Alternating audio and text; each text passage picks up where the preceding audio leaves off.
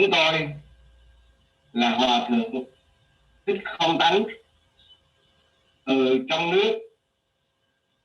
Chúng tôi xin thay mặt cho Hội đồng Liên tôn Việt Nam xin trân trọng kính lời chào mừng đến toàn thể quý hội nghị. Kính thưa toàn thể hội nghị, căn cứ theo lịch sử hai quần đảo Trường Sa và Hoàng Sa thuộc chủ quyền và trong vùng đặc quyền kinh tế của Việt Nam, Trung Cộng đã liên tục vi phạm chủ quyền của Việt Nam trái với Công ước Liên Hiệp Quốc năm 1962 về luật biển và ngang nhiên coi thường các phán quyết năm 2016 của Tòa trọng tài thường trực tại NGHị.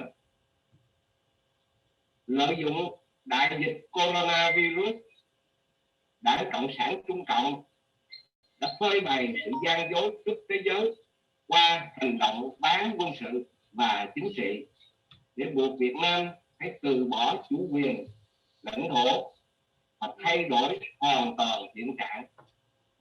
Các hành động của họ là mối đe dọa rõ rệt đối với an ninh khu vực và luật lệ giao thông hàng hải quốc tế.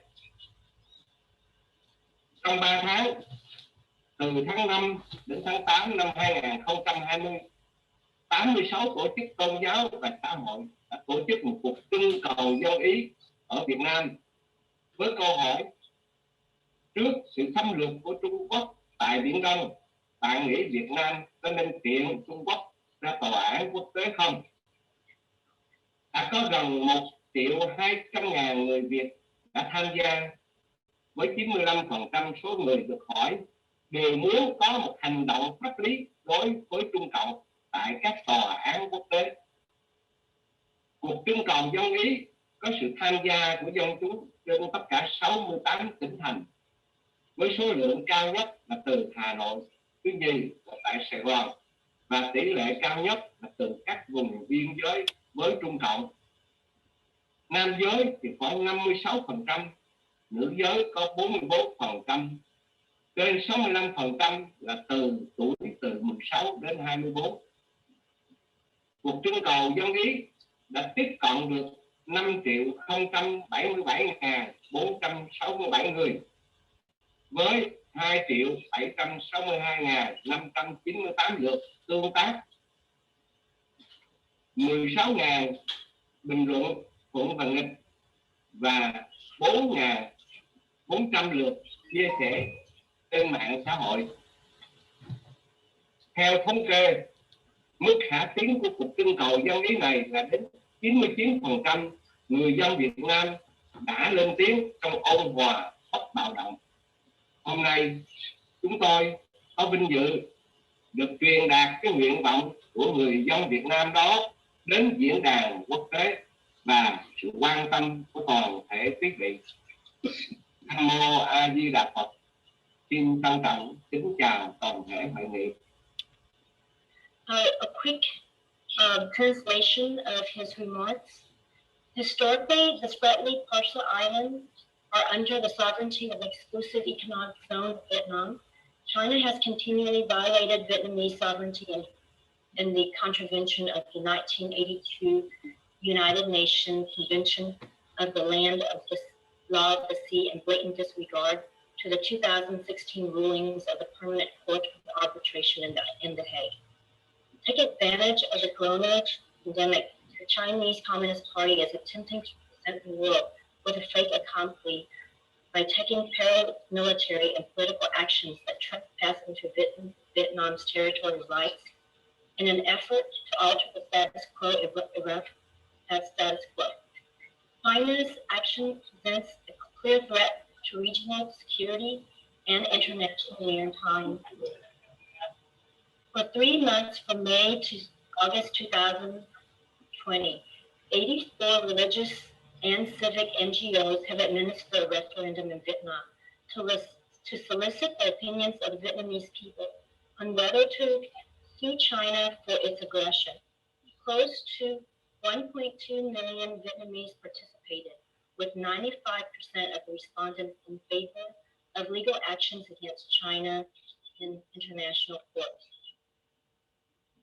The referendum has participation of 68 provinces and cities, and the largest number from Hanoi. Second largest is from Saigon, and the highest ratios are from the border provinces with China. Male is 56%, female 44%. More than 65% is from the age of 16 to 24. The referendum reached 5.1 million people with 2.8 engagements and 16,000 comments for and against, and 4.4 thousand shares on social networks. Statistically, the referendum confidence level is 99%. The voices of the Vietnamese people have been raised in a peaceful yet defiant expression of civil disobedience. Today, we have the honor to bring it to the international forum and your attention. Thank you, Most Venerable Thích Không Tánh, Father Nguyễn Văn Lý, Dignitary Hữu Phi, Pastor Hoàng Hoa, and Mr. Lê Đình Sóc for the opening remarks. Our honored guests are Congressman Stephanie Murphy, Congressman Ron Wright, Congressman Alan Lowenthal, Congressman Ted Yoho, Senator Cornyn, and Senator Warner. We will open for question and answer after their remarks and statement. We encourage that you submit questions in the chat room. Please include the organization that you're representing. First, I'd like to introduce Congressman Stephanie Murphy. U.S. Congressman Stephanie Murphy represents Florida's 7th Congressional District of the U.S. House of Representatives. The district includes all of Sonoma County and much of northern Orange County, including downtown Orlando. She currently serves on the influential House Ways and Means Committee, where she is a member of the Subcommittee of Trade and Subcommittee of Worker and Family Support. Congressman Murphy holds MS in Foreign Service from Georgetown University and a BA in Economics from College of William and Mary.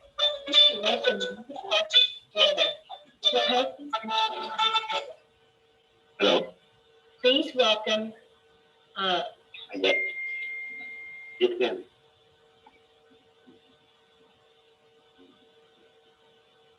Very good. Thank you. How are you? Xin cảm ơn ban tổ chức đã mời tôi tham dự hôm nay. Thank you to the Voice of Vietnamese Americans for inviting me, and a huge shout out and thank you to Jeannie for organizing today's event. I'm Congresswoman Stephanie Murphy, and I proudly represent Central Florida in the U.S. House of Representatives. Yes, I'm in the market. Why not? I'm incredibly proud immigrant American. And my story is one that could have only happened here in America. And as I tell it, I'm sure it will resonate with many of you today. When I was just a baby, my family fled the communist-led Socialist Republic of Vietnam to escape persecution and to seek a better future. It was a huge risk given how young my brother and I were at the time. But my parents had decided it was better to die in search of freedom than to live on together in darkness. And my story could have stopped there. We almost didn't make it. We ran out of fuel and food and were hopelessly adrift at sea. And thankfully, we were rescued by the U.S. Navy, which helped us reach a Malaysian refugee camp. And from there, a Lutheran church in Virginia sponsored our passage to the United States, where we eventually became proud American citizens. And like many of you who found sanctuary in the United States, I possess a deep well of gratitude for this country. My patriotism is rooted in the fact that were it not for the combination of American power and American generosity, my family's story likely would have ended in tragedy. So it's little wonder that some of the most faithful citizens in the United States are immigrants. And now, as a member of Congress, I'm honored to help the United States continue to fulfill its promise as the land of freedom and opportunity. And I'm working to end harmful and inhumane immigration policies and to improve our visa system. And I'm fighting to help families and workers and businesses weather this devastating pandemic. And I'm seeking to restore U.S. leadership on the global stage, to strengthen our relationship with allies in Asia and Europe, and to stand up for American interests in the face of aggression from China and Russia.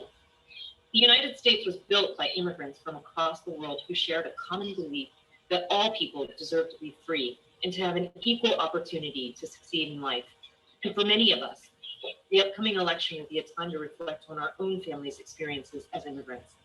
Simply put, we need leaders at all levels of government who will have the basic decency of respecting the life, the sacrifices, and the contributions of those who come to this country seeking liberty and opportunity. I'm so proud to see the Vietnamese American community come together today to discuss such an important topic. Thank you all for your contributions and for having me here today. Please stay safe and be well.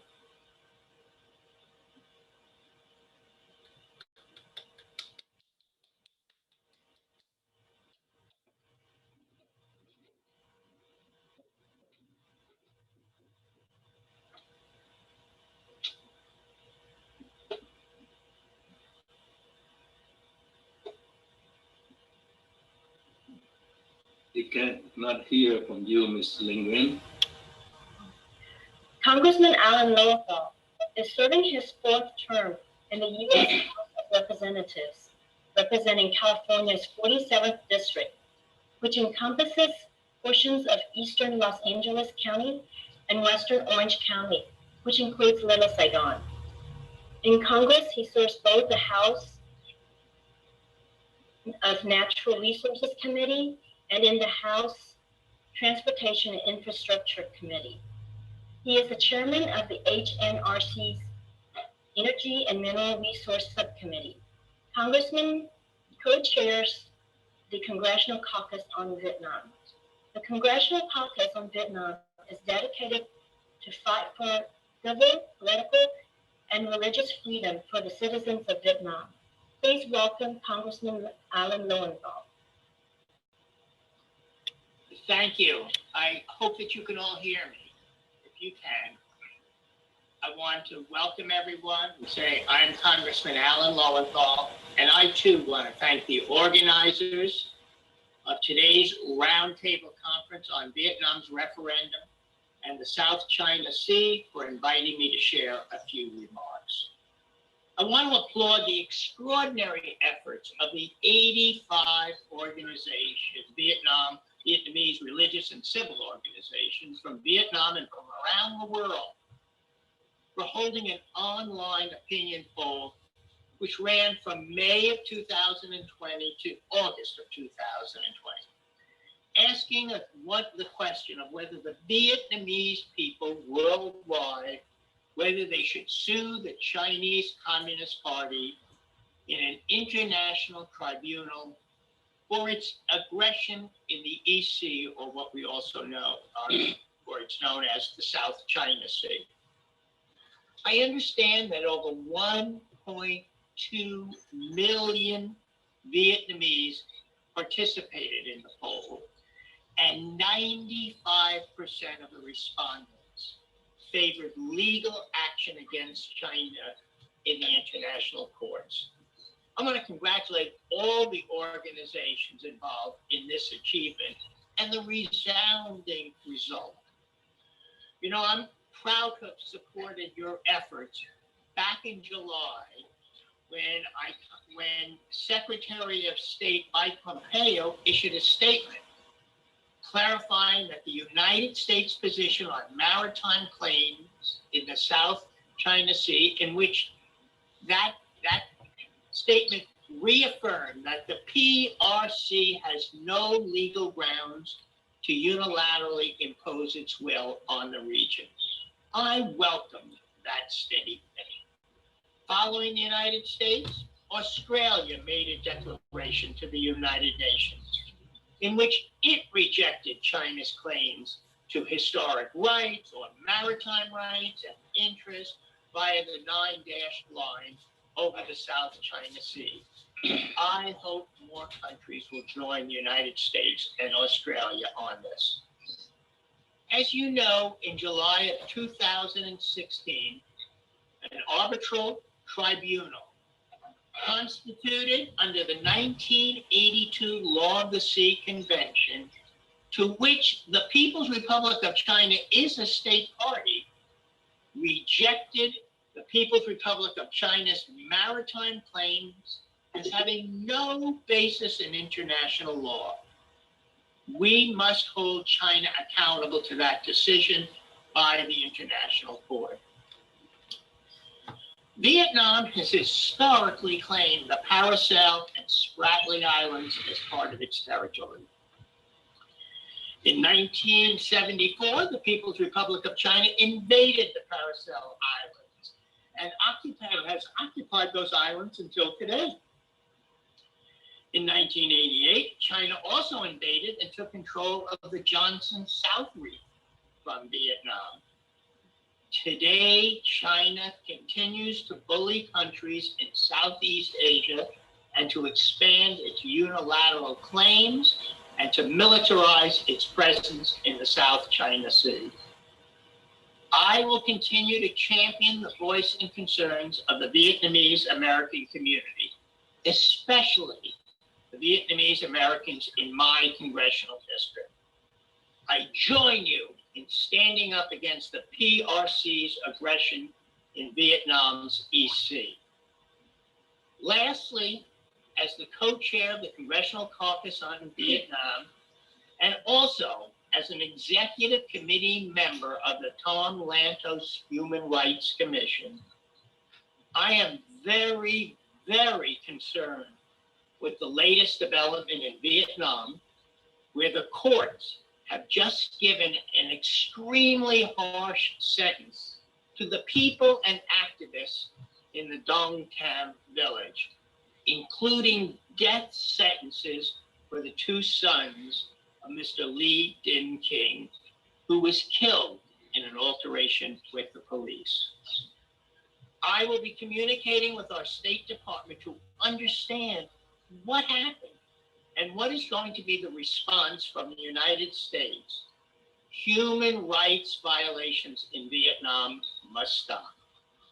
Thank you, and I congratulate all of the organizers and my colleagues for participating in this round table conference. Thank you, Congressman Lowenthal. Thank you for your continued support, and I'm sure we'll be visiting you at Little Saigon soon. Thank you.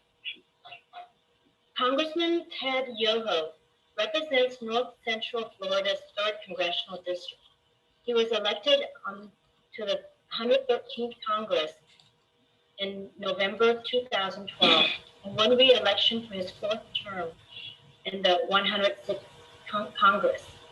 Prior to serving in Congress, he was a small business owner who operated several large animal veterinarian practice for 30 years.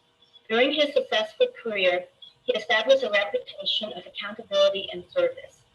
Born in Minnesota, Ted moved to South Florida, where he met his wife, Carolyn, in the 4th grade and married her at age 19. He graduated in 1983 with his bachelor degree in animal science and doctorate of veterinary medicine. Ted and Carolyn are proud parents of 3 children. Please welcome Congressman Yoho. Thank you for that kind introduction and for the opportunity to join all you virtually today. It's great to see such a diverse grouping of people and organizations all interested in respecting international territorial claims and international law. And I commend my colleagues, Congressman Lowenthal and Murphy, for the great words that they said. They've been champions of Vietnam since I've been in Congress. Excuse me. Over the past decade, and especially over the past year, China has used its growing economic and military strength not to empower its neighbor in the region or the world at large, but to empower themselves. They bully, harass, intimidate, threatening to cut off critical supply chain components to other nations to force those nations to bow down and become complacent in China's demands. This approach is especially clear in relation to China's so-called 9-dash line, which enriches large portions of the South China Sea as China's exclusive economic zone and nearly touches Vietnam's own coastline. The Chinese have used this as justification for harassing and intimidating Vietnamese vessels operating in their own waters. They've even gone so far as to sink private fishing vessels by their nation's Coast Guard only to leave those fishermen abandoned at sea. Thankfully, it seems that much of the Southeast Asia has had enough. I was pleased to see that out of over 1 million Vietnamese people voting in a recent referendum, 95% favored legal actions against China in the international courts over their actions in the EC and the South China Sea area. In addition, the government of Australia has taken a strong stand against the claim of China's false claims and provocations that disrupts the 70 plus years of stability in the EC and beyond.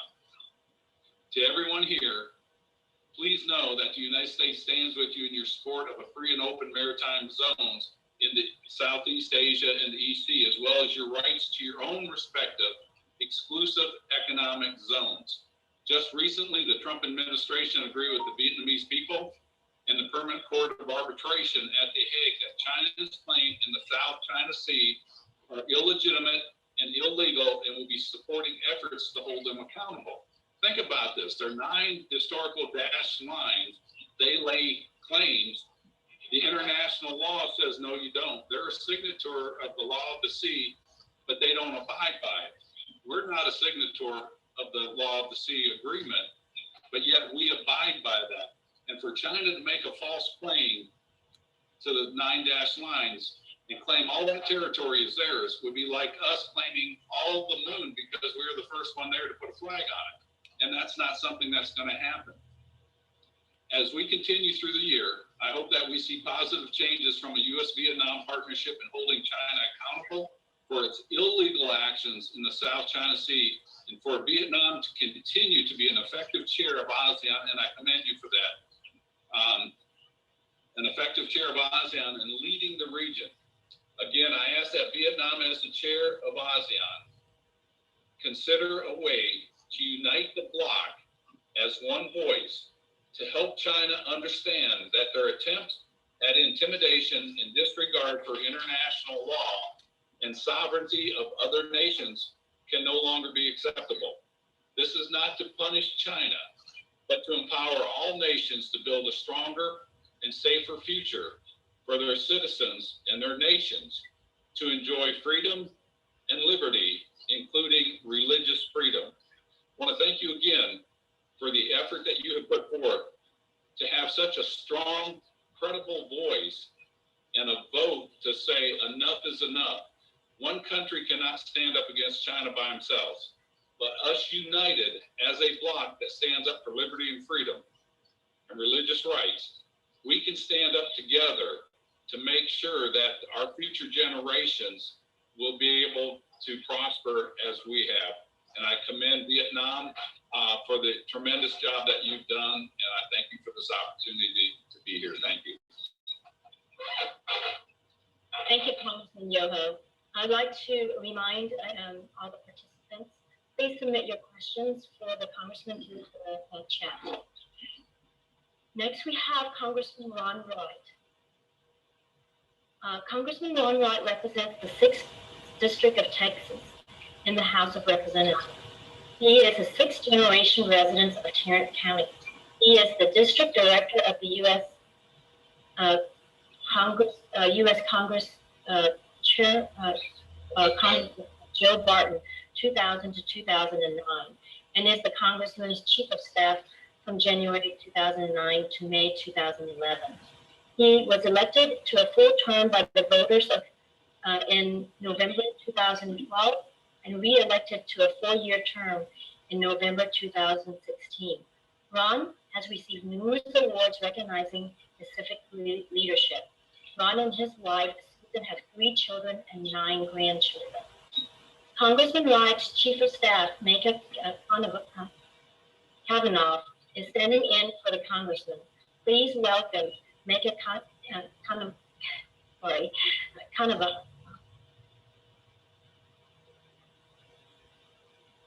That's quite all right.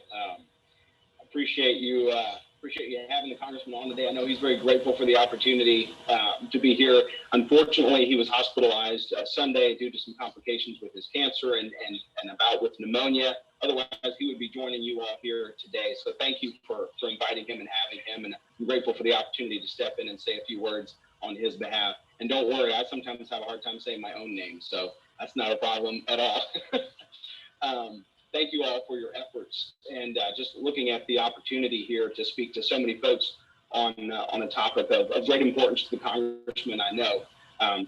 He serves on 2 committees, Education and Labor, but he also serves on the Foreign Affairs Committee in the House during his first term, and on the Eurasia Subcommittee, which deals with the human condition abroad and around the world. And I know that's the human condition is an issue that is very near and dear to his heart.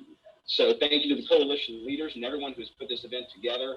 I know it's going to yield a great fruit in the future and today. The Congressman would want me to relay, and I know he spoke to me actually just yesterday about the idea that freedom is so important, and religious freedom in particular for Vietnam and the Vietnamese people.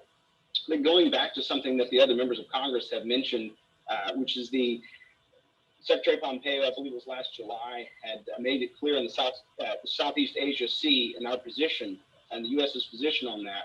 China's territorial and maritime claims in the Southeast Asia Sea are unlawful.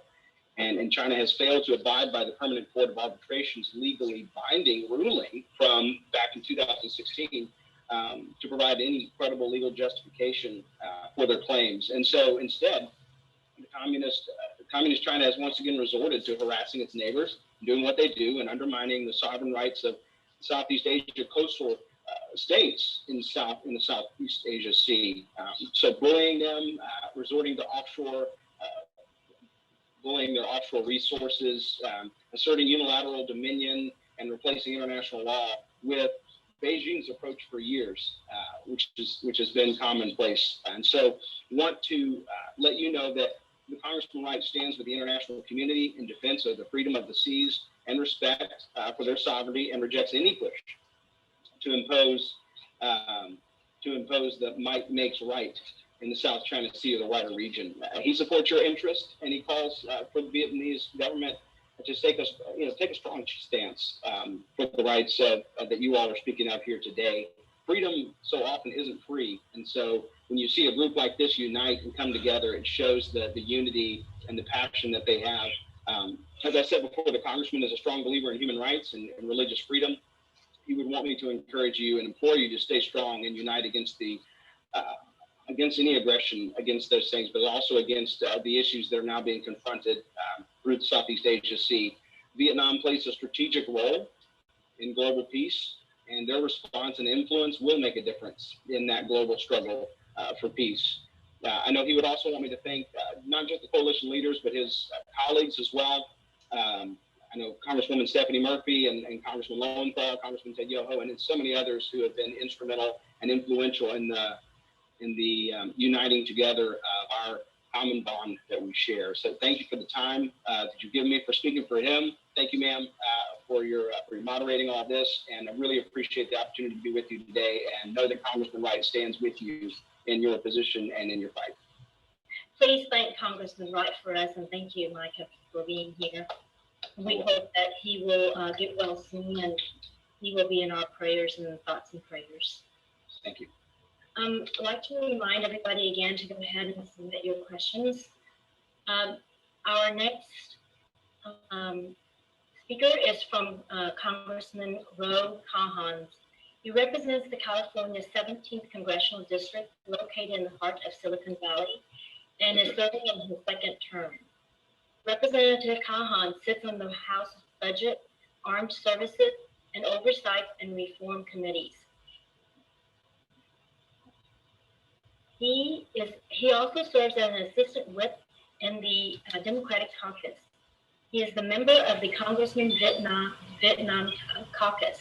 His representative, Mr. Hipman, will have remarks on his behalf.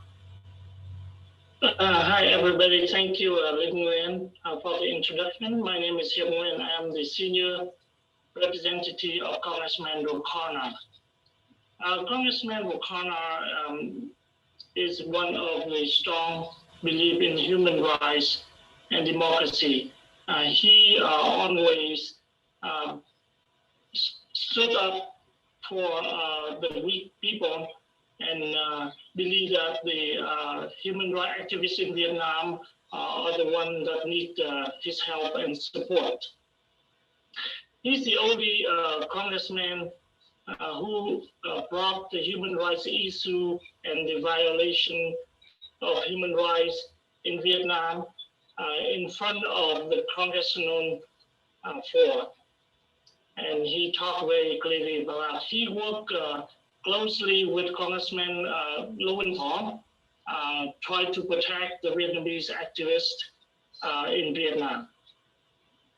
So it is my honor to represent him today and to listen to the aspiration of the Vietnamese people in Vietnam as well as all over the world to fight against the aggression of China in the South China Sea.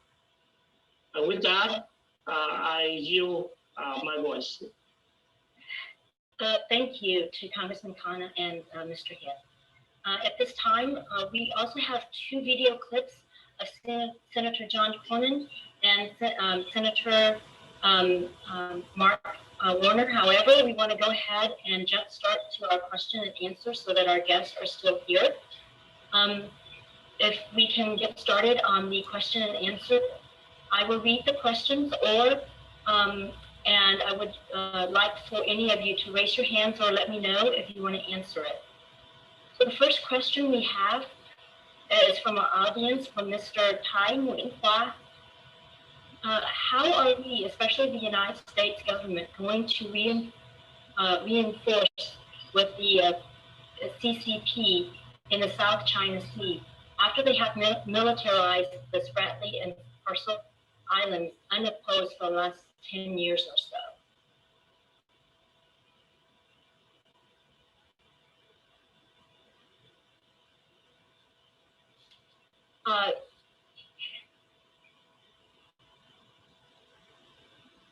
Well, anybody want to take a stab on this? Maker, would you want to help me with this one? Am I still mute? There I am. Sorry, I wasn't sure if I was muted. Could you repeat that one more time, though, please?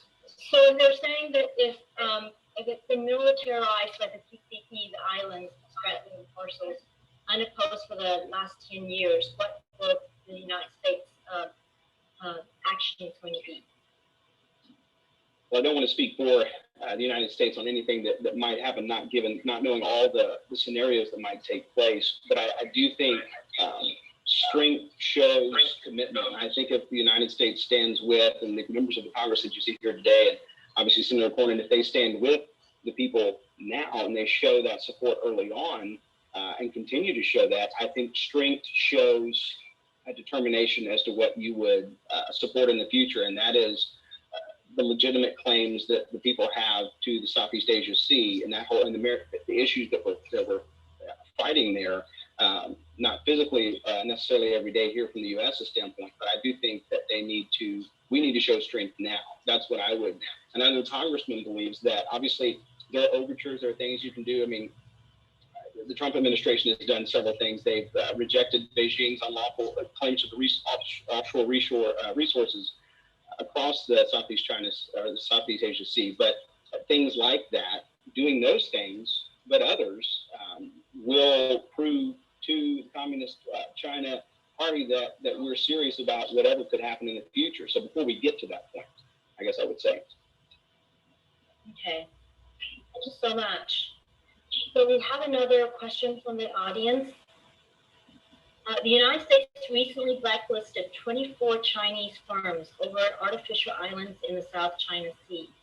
Since the so-called reclamation of these 7 islands, in a decision the CCP should it make sense to blacklist the CCP instead? Similarly, in the highlighting of the Mekong-U.S. partnership, the U.S. announced additional funding for transnational criminal activity in the region. We feel that much of the criminal activity originated in the CCP.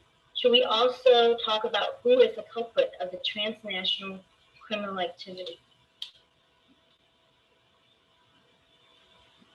Do you have an opinion on this, Mr. Hiet? For me, I'm here to listen. To understand more the situation. So I yield to others.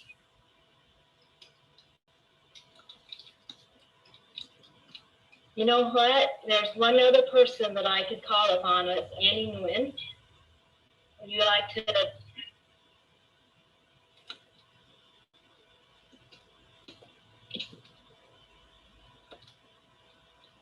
Oh, you're unmute. Can you unmute yourself, please?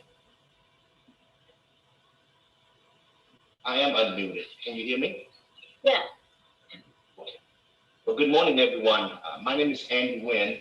I'm the Deputy Chief of Staff for Congressman Ron Wright. Thank you, Ms. Lin Nguyen, for putting me on the spot. As Chief Mike Kavanaugh has stated, we cannot speak for the United States government. Based on my knowledge and experience in working with Congressman Ron Wright, I think it's very important that we uphold a standard of international law, no exception for the United States as well as for China. It is extremely important for long-term peace and stability in China as well as around the world, that every country, especially those who have signed trade agreements and human rights agreements through the United Nations, have to obey the law, have to adhere to a certain standard that the international community agrees to. So whether or not the communist China agree to the common international standards or not will determine the relationship that we can cultivate with communist China in the future. That will determine the relationship in terms of trade, in terms of collaboration in other important areas, economics, military, education, and so forth. The commonality that all nations have to be built upon the respect for international law. And I think Congressman Ron Wright firmly believes in that. That is how we should approach this history of China aggression in the Southeast Asia Sea. Thank you. Thanks, Andy. We have another question from the audience. While the U.S. government wants to be close to the Vietnamese government to create anti-China partnership, do we ignore the dictatorship and the human rights violation in Vietnam? Micah?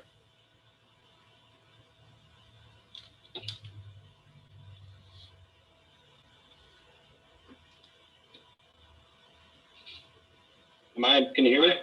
Yes, I can hear you. I don't think we can ever ignore human rights violations. And you know, speaking for the congressman who has a great, not just a care and concern for the human condition in the world, but also for those who have had their rights violated unjustly, I think we must, we have to call those things out.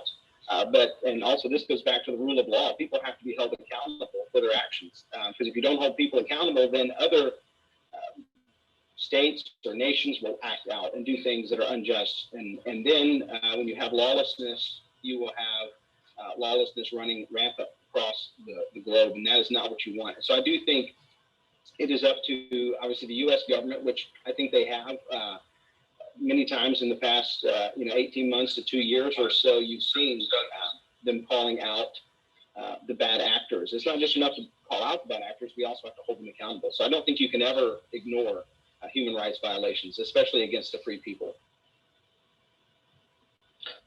I totally agree with Micah.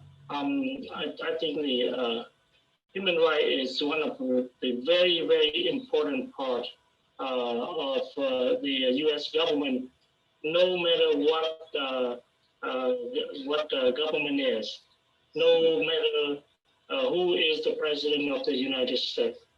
The principle is the human rights is a part of the spirit of America. All right, thank you. So this one question is from, I guess, together from the Interfaith Council of Vietnam. Your presence and participation at today's roundtable on the referendum provides great support and encouragement to us, the Vietnamese for freedom around the world. What policy can we pursue and implement in the political and diplomatic spheres to help the Vietnamese living abroad and in Vietnam to build a non-communist Vietnam? You want to start that, Andy?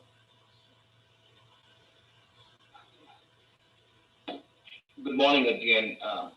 Again, my name is Andy Nguyen. I'm the Deputy Chief of Staff for Congressman Ron Wright. In my personal capacity, I have been involved with the Vietnamese community in the United States for the past 20 plus years. And I understand that human rights and freedom are very important value to Vietnamese Americans specifically and to all Americans. We do not, as representatives of Congressman Wright, we do not intend to intervene into the governance of a country, of any country, including Vietnam. But what we do know is that long-term peace, long-term stability, long-term prosperity have to be built on a strong and solid foundation of international law and international standards. Vietnamese government should not be afraid of granting the Vietnamese people the human rights and the freedom that the constitution of the country itself guarantees. There is no reason for the Vietnamese government to be fearful of that. I firmly believe, as someone who was born as a Vietnamese myself, I firmly believe that the Vietnamese people are highly industrious, very innovative, very hardworking.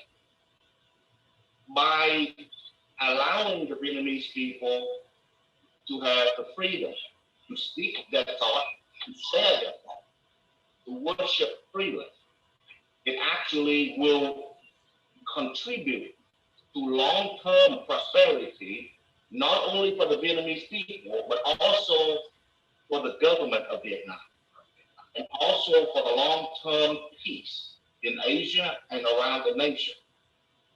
So I would encourage the leadership of the Vietnamese government to not be afraid of allowing freedom and respecting human rights in Vietnam.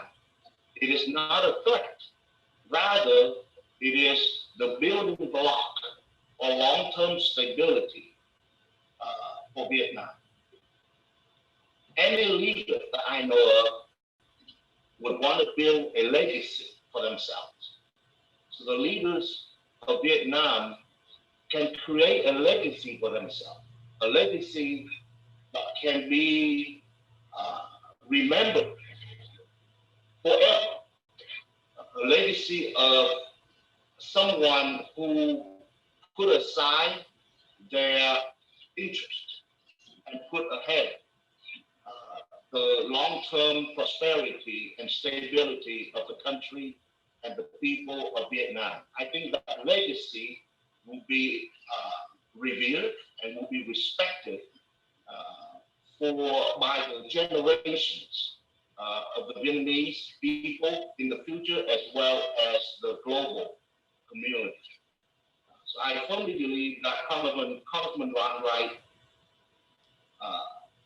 believe that long-term stability and long-term prosperity has to build upon international laws and international standards, and also the respect for human rights and freedom. Thank you. Thank you. So a follow-up question here is, what can we do as Vietnamese Americans and Asians as a whole to help in this matter? Can Micah, can you? Yes, absolutely. One thing I would say to that specifically is that coalesce, come together as a coalition, get involved in your government, talk to the people.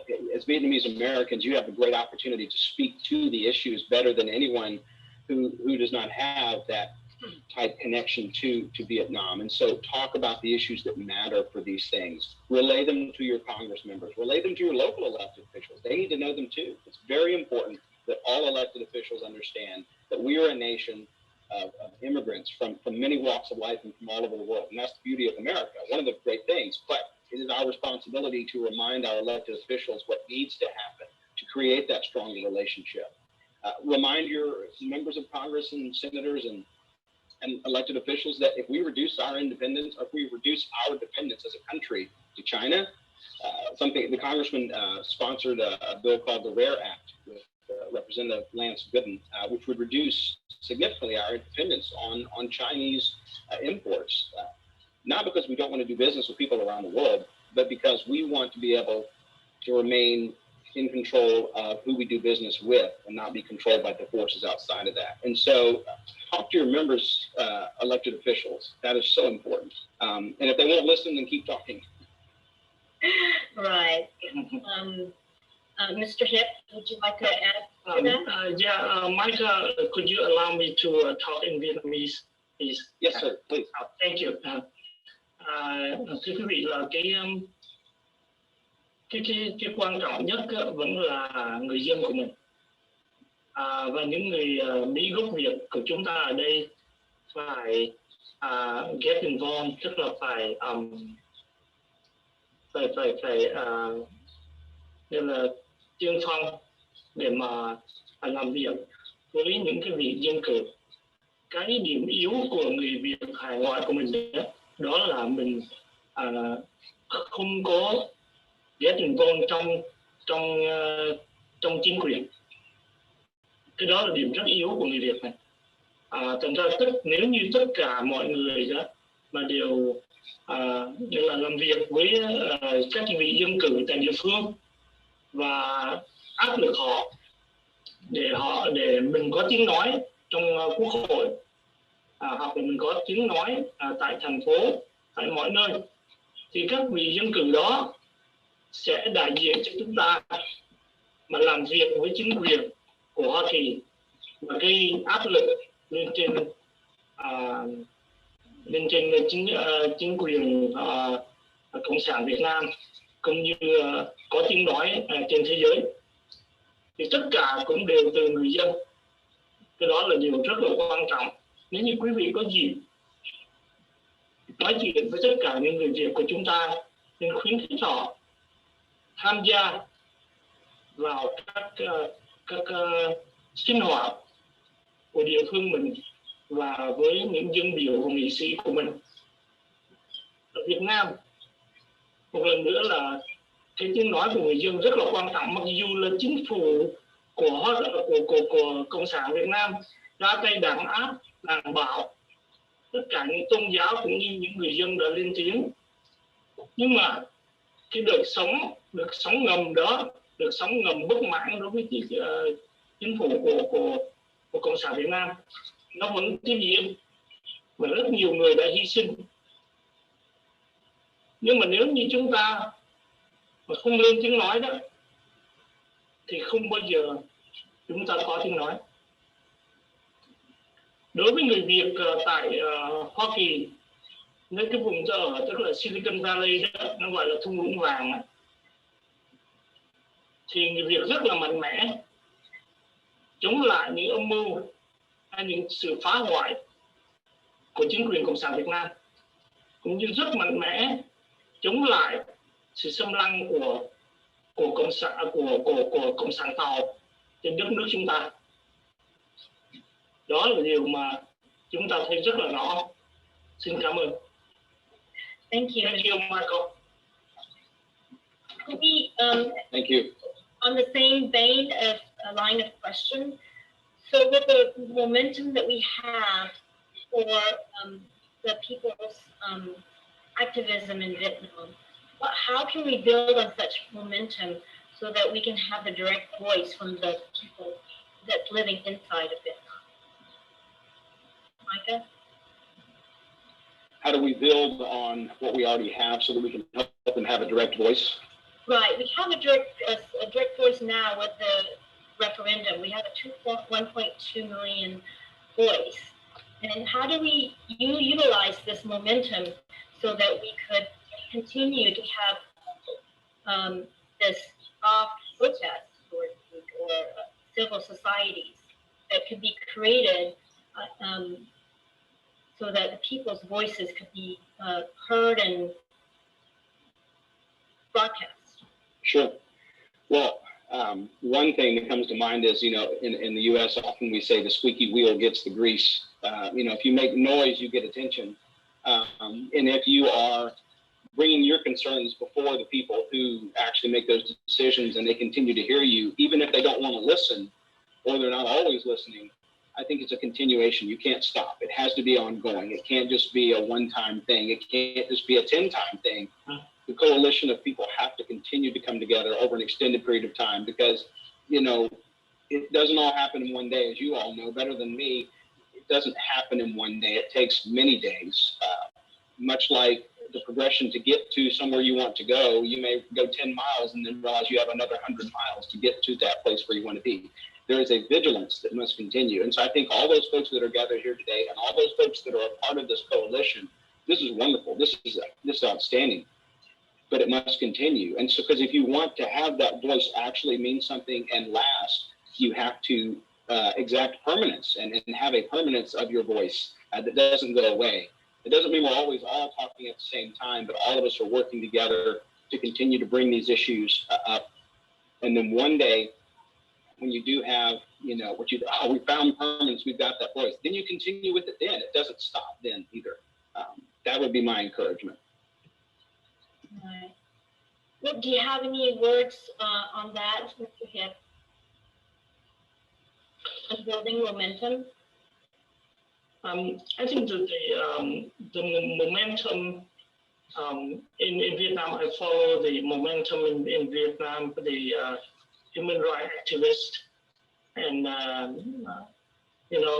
democracy activists.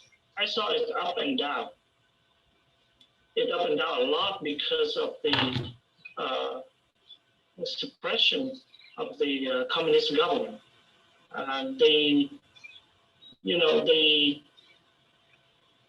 They tried to suppress this because they saw it as a threat to the Communist Party, not to the Vietnam government, not to the Vietnam itself. It's because of the Communist Party that they're afraid of. So in order to do that, I totally agree with Mika that we continue doing that. Continue voice our voice and continue fight our fight. For the Vietnamese American, I myself I used to be an engineer, and I myself got into politics because I believe that I can represent a portion of Vietnamese people to raise our voice to the congressman, so he can raise our voice to the Congress and to the international arena. That's why I accepted the job as the senior representative for Congressman O'Connor. So the momentum should always continue. even though it's up and down, but it should be continued on our life. Look at Burma. The people in Burma working for their freedom and democracy all their life, generation after generation, and finally they got it. We, the Vietnamese people, should and must do the same for the future of our country. That's what I believe. And we'll take one last question from John McAuliffe. His question is, Vietnam's issues with human rights is not nearly as serious as China's, Egypt, or Saudi Arabia's human rights improvement in both Vietnam and US, but isn't the priority for this discussion how to find ways of supporting Vietnam and other countries in Southeast Asia against China's aggression and bullying? What do you think of that reasoning, Mr. Andy? Is that we're just more worried about China's aggression and bullying, and the human rights is not as important in this discussion? I think we have to look at the long-term strategic goal for the United States, as well as for the international community, particularly in Southeast Asia. The long-term goal should be prosperity for all nations and for all people in that particularly important region. From that goal, we can derive a number of activities that we can work together to achieve. Certainly, the number one and most urgent priority is to work together and frankly work with Communist China to encourage them to obey international law and international standards. To remind them that there is a big difference between being a constructive leader and being a destructive bully. There is a big difference. We welcome constructive leadership, but we will stand up to any sort of aggression. That's the most urgent priority.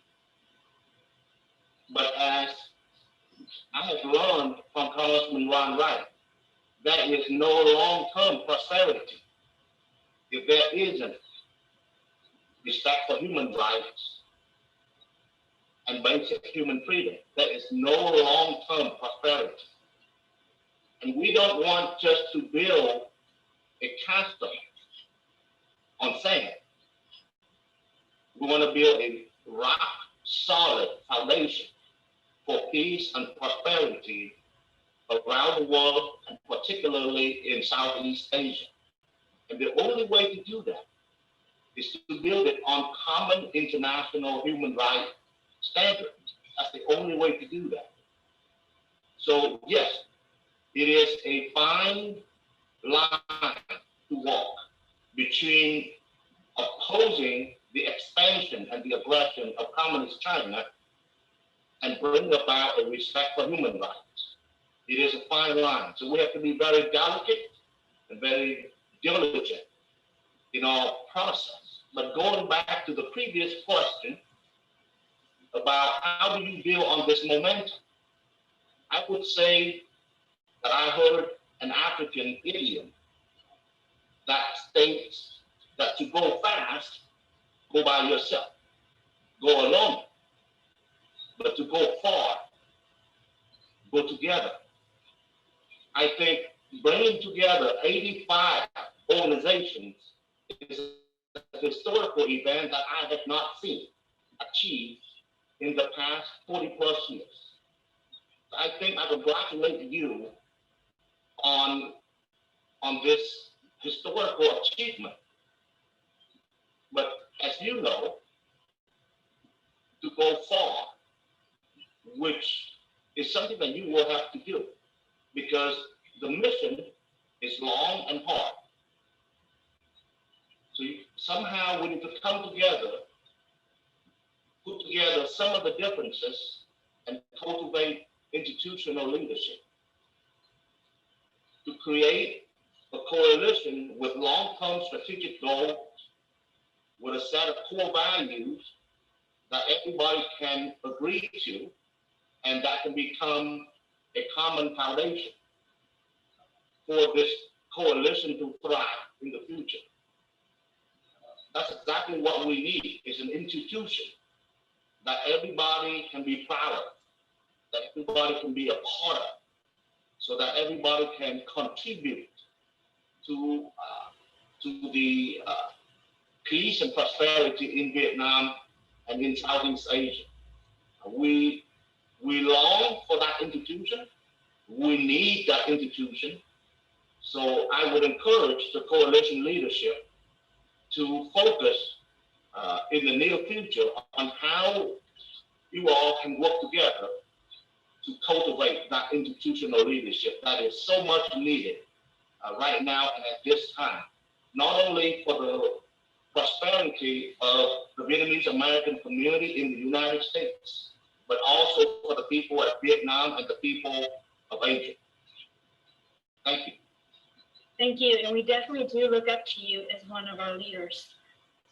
Thank you so much for your insightfulness about the South China Sea and its surrounding issues. So we do have two videos from our two senators. I'd like first to introduce Senator John Cornyn. Senator John Cornyn is a senior United States Senator from Texas since 2002. He is currently serving in a third term after being reelected in 2008-2014. He sits on the Senate Finance, Intelligence, and Judiciary Committee. Please turn our attention to John Cornyn. He comes to us via a video.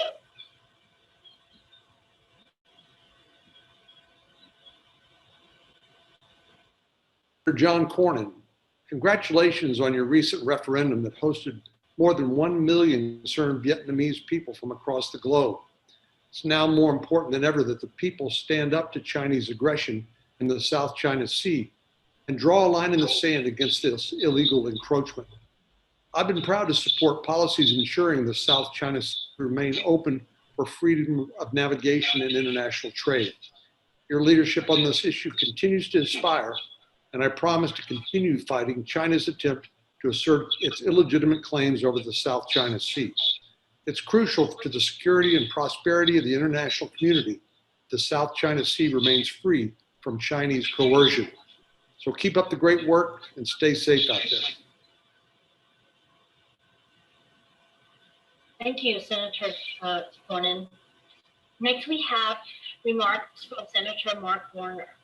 He is a U.S. Senator from the Commonwealth of Virginia. He serves on the Senate Finance, Banking, Budget, and Rules committees, as well as the Selective Committee on Intelligence, where he is the Vice Chairman. Senator Warner is speaking to us through video.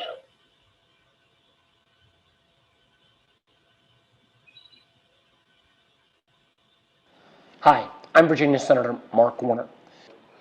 I want to congratulate the over 80 organizations and the Interfaith Council of Vietnam for being willing to put together this forum. My understanding is that many people, close to 1 million people, have participated at some point or another during this initiative. And this initiative is an important, non-violent way of discussing this critically important issue. You know, I am very proud of the fact that in Virginia we have an extraordinarily strong Vietnamese American community that I've worked with during my tenure as governor and my tenure as senator. And I salute that very strong Vietnamese American community in Virginia and across our country. I know my good friend, Senator John Cornyn, has a strong Vietnamese American community in Texas as well, and there are many things that we've partnered together on. You know, I serve as the vice chairman of the Senate Intelligence Committee, and over the last number of years, I've watched with great unease the rise of the Communist Party of China and under the leadership of Xi Jinping. And I've seen how the Communist Party of China is leveraging its technology tools to create a surveillance state in China, how it is already in many ways imprisoned close to 1 million Uyghurs, where it's now trying to bring that same kind of surveillance state to the people of Hong Kong. I've been told and seen as well how Chinese efforts to try to unduly influence Vietnam have been on the rise over the number of years. We've seen China's very aggressive actions in the South China Seas. So I've started an initiative over the last 2.5 years, oftentimes with my friend John Cornyn, where we've gone on a classified basis and briefed American business and academia about the growing challenge that the Chinese Communist Party poses. And I want to make clear here, my beef is not necessarily with the Chinese people, it is with the Communist Party of China, who has hugely expansionist tendencies that should be of concern to everyone in Southeast Asia. We've seen as well China's efforts to try to broaden its influence in Vietnam. Many of my friends in Virginia have talked about the Vietnamese government's efforts to grant the Chinese government, way too favorable trading zones in Vietnam, where again, that Chinese influence in Vietnam continues to grow. We've seen the efforts of the Chinese Navy to continue to expand its efforts, as I mentioned, in the South China Sea. So we really need to find greater ways to develop through ASEAN and other international organizations a stronger ties between Vietnam and the United States. I know we, Senator Cornyn and I, for example, have beyond those ties with Vietnam, have worked together on legislation to dramatically invest in America's semiconductor industry to make sure that we don't allow that critically important field to be captured by the Communist Party of China as well. We also are working together on, as we try to encourage American businesses who are no longer willing to put up with the kind of intellectual property theft and oftentimes political repression that takes place in China, to say, as you think about looking for different alternatives, there are great opportunities in Vietnam, and I continue to look at working with the Vietnamese American community on how we can make some of those manufacturing opportunities that may not be cost effective to bring back to the United States, to have them potentially move from China to Vietnam.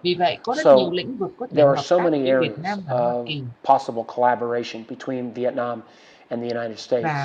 And as a friend of the Vietnamese American community in Virginia and America, I want to continue to have my doors open to the community on how we can improve those ties. As someone who spent the last 2.5 years trying to raise the alarm about China's growing influence not only in Southeast Asia, but in terms of technology dominance around the world, there are many, many areas where we can collaborate. So again, I thank you for bringing this very important discussion topic to bear. I look forward to the full results of your meetings.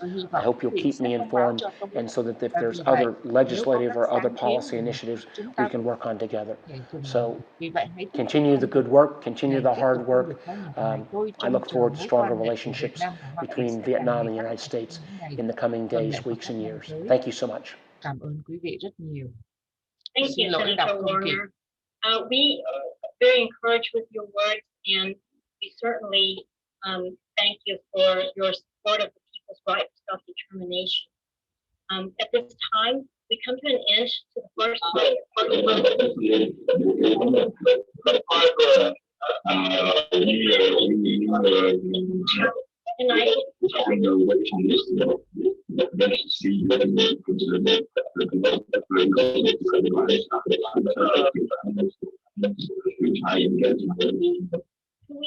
Yes, thank you. the right-wing Vietnamese Americans have organized this event to ostensibly to marshal support against China in the South China Sea. Thank you so much. So we have come to the end of the first part of the program. On behalf of the organizers, we thank you for the congressmen to come and senators to come and speak to us and providing us very supportive encouragement statements. It's been a great honor to have you. Our roundtable will continue with the 86 organizers. It'll be an honor for you to stay for the continuation of our roundtable. But we understand that if you have other pressing matters, we're just very, very, very honored to have you, and we hope that you will stay with us. And so at this time, we wanted to unmute everybody so that we could give a hand to all of our honored guests and to the 86 organizers of this roundtable.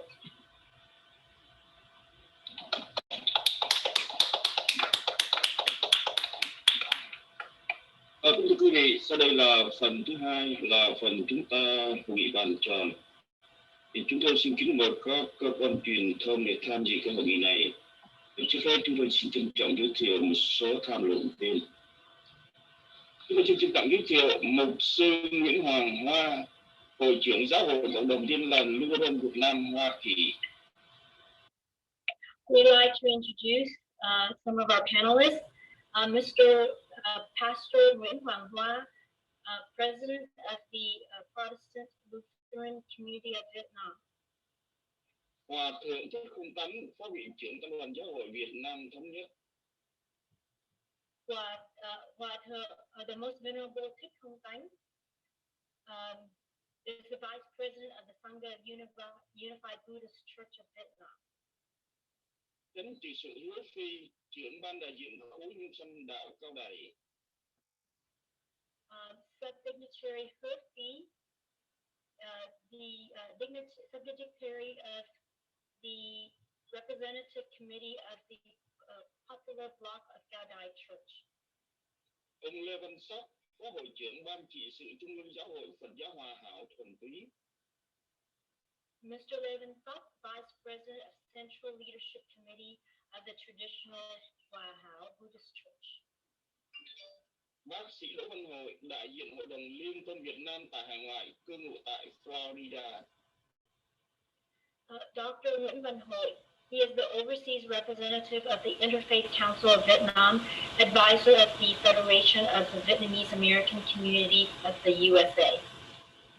Kỹ sư Lê Thành Nhân, Chủ tịch Hội đồng chấp hành Trung ương Việt Nam Quốc dân đảng, hiện cư ngụ tại Texas. Mr. Lê Thành Nhân, Chairman of the Vietnamese Nationalist Party, Chairman of the Alliance of the Free and Democratic Vietnam. Ông Tạ Du, điều học viên diễn đàn Hội luận Thắng Nghĩa, hiện cư ngụ tại quận Cam, California.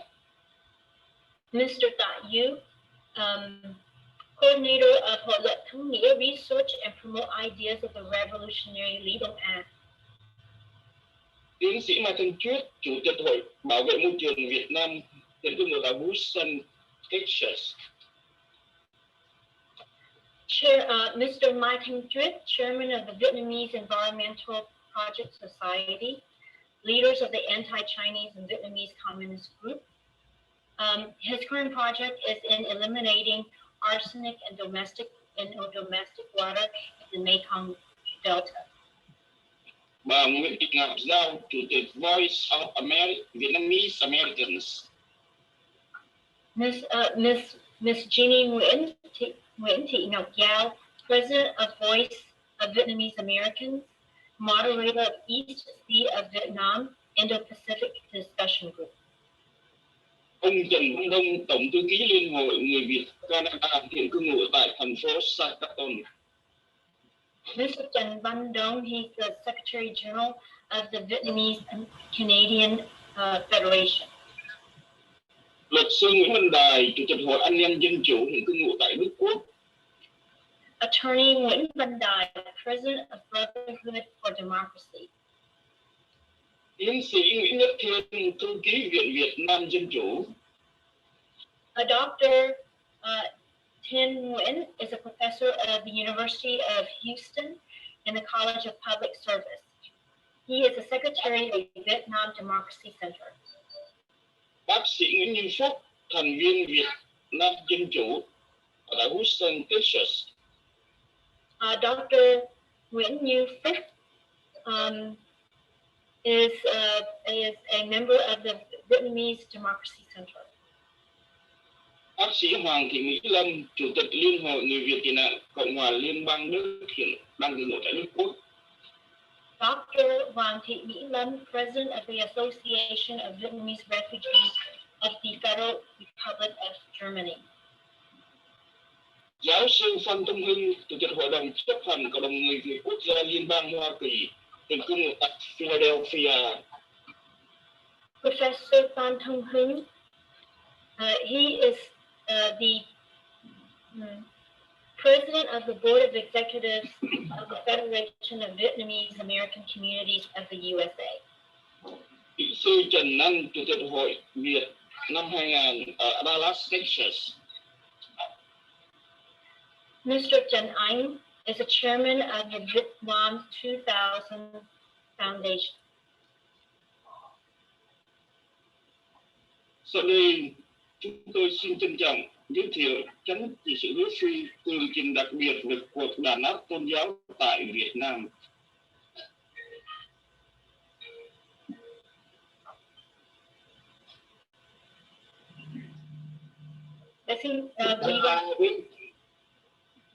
Gần đây, ngày 18 tháng 6 năm 2020, nhà cầm quyền tỉnh Phú Yên phối hợp với cao đài quốc doanh đến viếng thăm thất Hiếu Xương, nơi Tổng đạo Phú Yên do chánh sự Cao Minh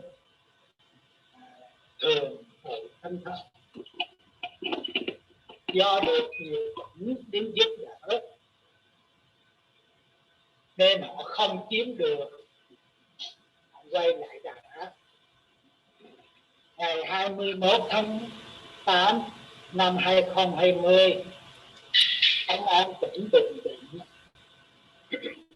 triệu tập tiến sĩ Nguyễn Hà và Nguyễn Văn Danh lên làm việc với nội dung là không thất Hiếu Xương, không đúng luật pháp nhà nước. Ngày 22 tháng 8 2020, Công an huyện Võ La, tỉnh Phú Yên triệu tập chánh trị sự Huỳnh Kim Xuyến và một số đồng đạo nơi thánh thất Võ La lên làm việc, và họ hăm dọa không được hỗ trợ cho thánh thất Hiếu Xương. Ngày 26 tháng 8 năm 2020, Công an triệu tập một số đồng đạo ở xã Sơn Thành. Và ngày 3 tháng 9 năm 2020, Công an tỉnh Phú Yên triệu tập chánh sự Cao Minh, phó trị sự Nguyễn Thị Mẫn, thông sự Nguyễn Thị Hồng và một số đồng đạo lên phường Phú Đông làm việc là chống lại lệnh của Ủy ban nhân dân tỉnh Phú Yên, chống lại nhà cầm quyền chỉ định một người cai quản ở xa đến để cai quản thất Hiếu Xương với chỉ thị từ người xa đến như vậy là làm sai luật của Đảng, sai cái giới tôn chỉ của Đảng Cộng Sản. Do đó khi tôi khai mở năm 1926, kính mong quý vị quan tâm tới quyền tự do tôn giáo tại Việt Nam, vì tất cả những tôn giáo ở tại Việt Nam, cả bộ nhà cầm quyền lên những tôn giáo quốc dân làm hỗn loạn những tôn giáo tích cực ở tại Nam mô Phật Đại Tiên Ông Đại Lộ các ma nam hết. Chúng tôi xin kính người. I would like to go ahead and give a quick translation of what the subdignitary Hu was saying. So recently, on June 18th, 2020, the authorities of Fujian province, combined with the state-run version of the Gaodai organization, came and tried to occupy the Muslim Holy Temple and they resorted to intimidation, threat, and suppressing tactics, and it's illustrated below. Also in August the 21st, 2020, the police of Bình province summoned the dignitaries Nguyễn Hà and Nguyễn Văn Danh on charges of supporting Hiếu Sương Holy Temple. On August the 22nd, 2020, the police of Võ La district in province summoned the subdignitary Huỳnh Thị Kim Xuyến and several other followers of the Võ La Holy Temple and threatened them and tell them not to support the Hiếu Sương Holy Temple. On August 26, 2020, the police summoned several followers of Sun Chit Dang community. In March the 3rd, 2020, the police of Phú Yên province summoned the subdignitary Cao Minh, Deputy Chief Nguyễn Thị Miên, Deputy Chief Nguyễn Thị Hồng, and a number of followers on charges opposing the order of the People's Committee. So even though it is the authority who appoints the person to govern the religious affairs in the Holy Temple, they contrary to the religious principle of Gaodai. So we ask that you pay attention to the violation of freedom of religion in Vietnam. Xin kính mời anh Hải. Chúng tôi xin giới thiệu giáo sư Phan Trung Hưng đọc các lá thư ủng hộ hội nghị bàn tròn.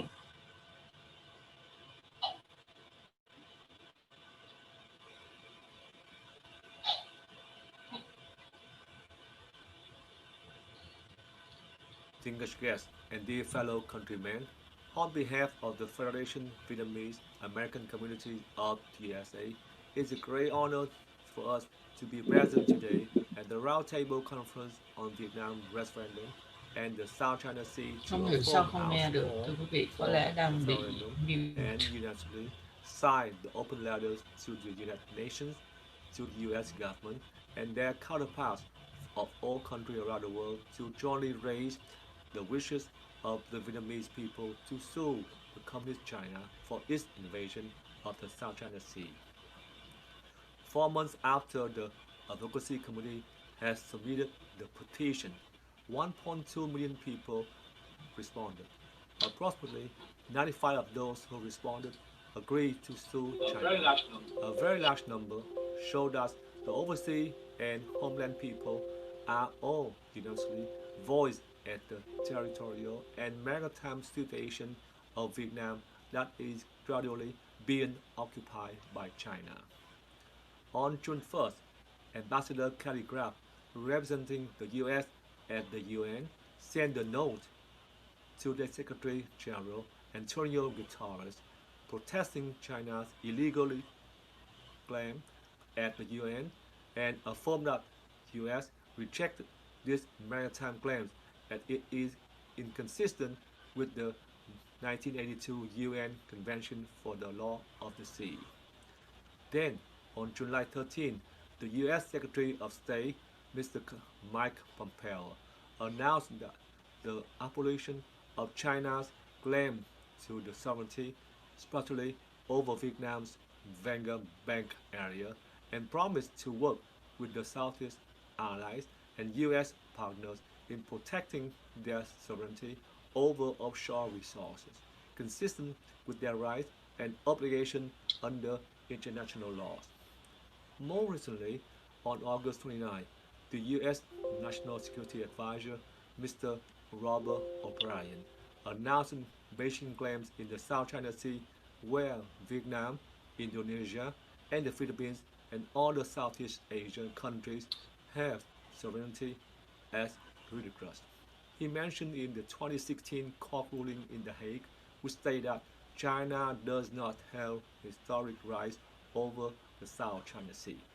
Thereby, we should take that golden opportunity where the United States and United Nations, and especially the voice of the people agreeing like the 21st Century Yinghong Congress, and raise our voice in support of the riders' referendum issue and the international voice of the South China Sea nation, following our ancestors. When the country is in danger of being taken over, our Vietnamese reside inside the country and abroad cannot and should not ignore the problem when the Communist China has invaded the Spratly and Paracel Island. Please disregard all personal enmity, differences, and disagreement in action and ideologies.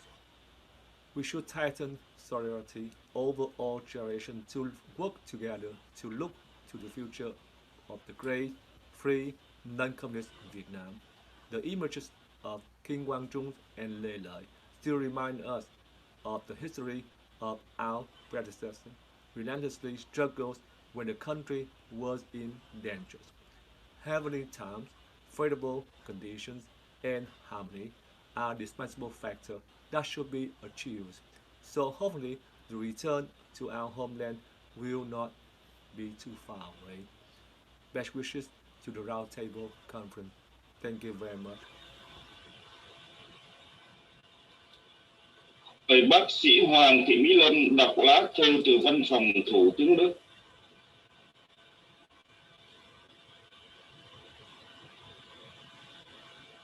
Hello. Hello. Hello. Can you hear me? Yes. So I'm Hoàng Thị Mỹ Lâm, come from Berlin. I have the honor to presenting the Association of Vietnamese Refugees in the Federal Republic of Germany. On July 12th, I sent a letter to the German Chancellor Angela Merkel, and 18 days later, I received the reply from her office.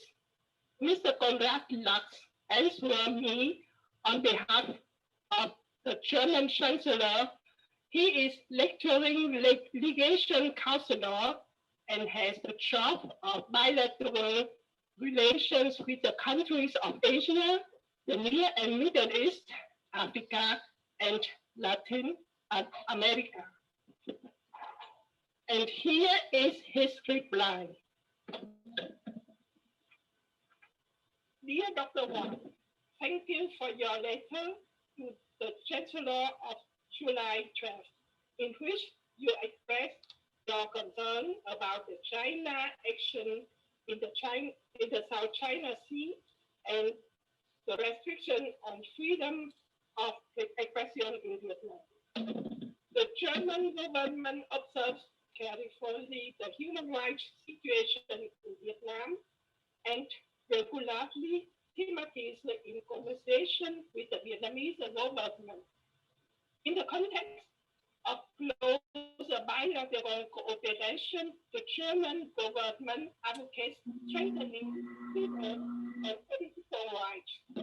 In particular, government advocates in particular freedom of the press, freedom of expression and assembly, as well as the situation of Vietnamese civil society. Regarding the situation in the South China Sea, the German government has always emphasized that measures by the neighboring countries must be in accordance with the principle of peaceful dispute settlement and international law. In particular, the 1982 United Nations Convention on the Law of the Sea. The German government considers the award of the Arbitration Tribunal in The Hague on July 2016 as binding. The German government has made various public statements on the situation in the South China Sea in the past and will continue to do so if necessary. We appreciate with great respect the commitment of the Association of Vietnamese Refugees in the Federal Republic of Germany for human rights and democracy and your intervention to individual humanitarian cases. Best regards. That's good. Ông Trần Văn Đông đọc bác thư từ Nghị viện Canada.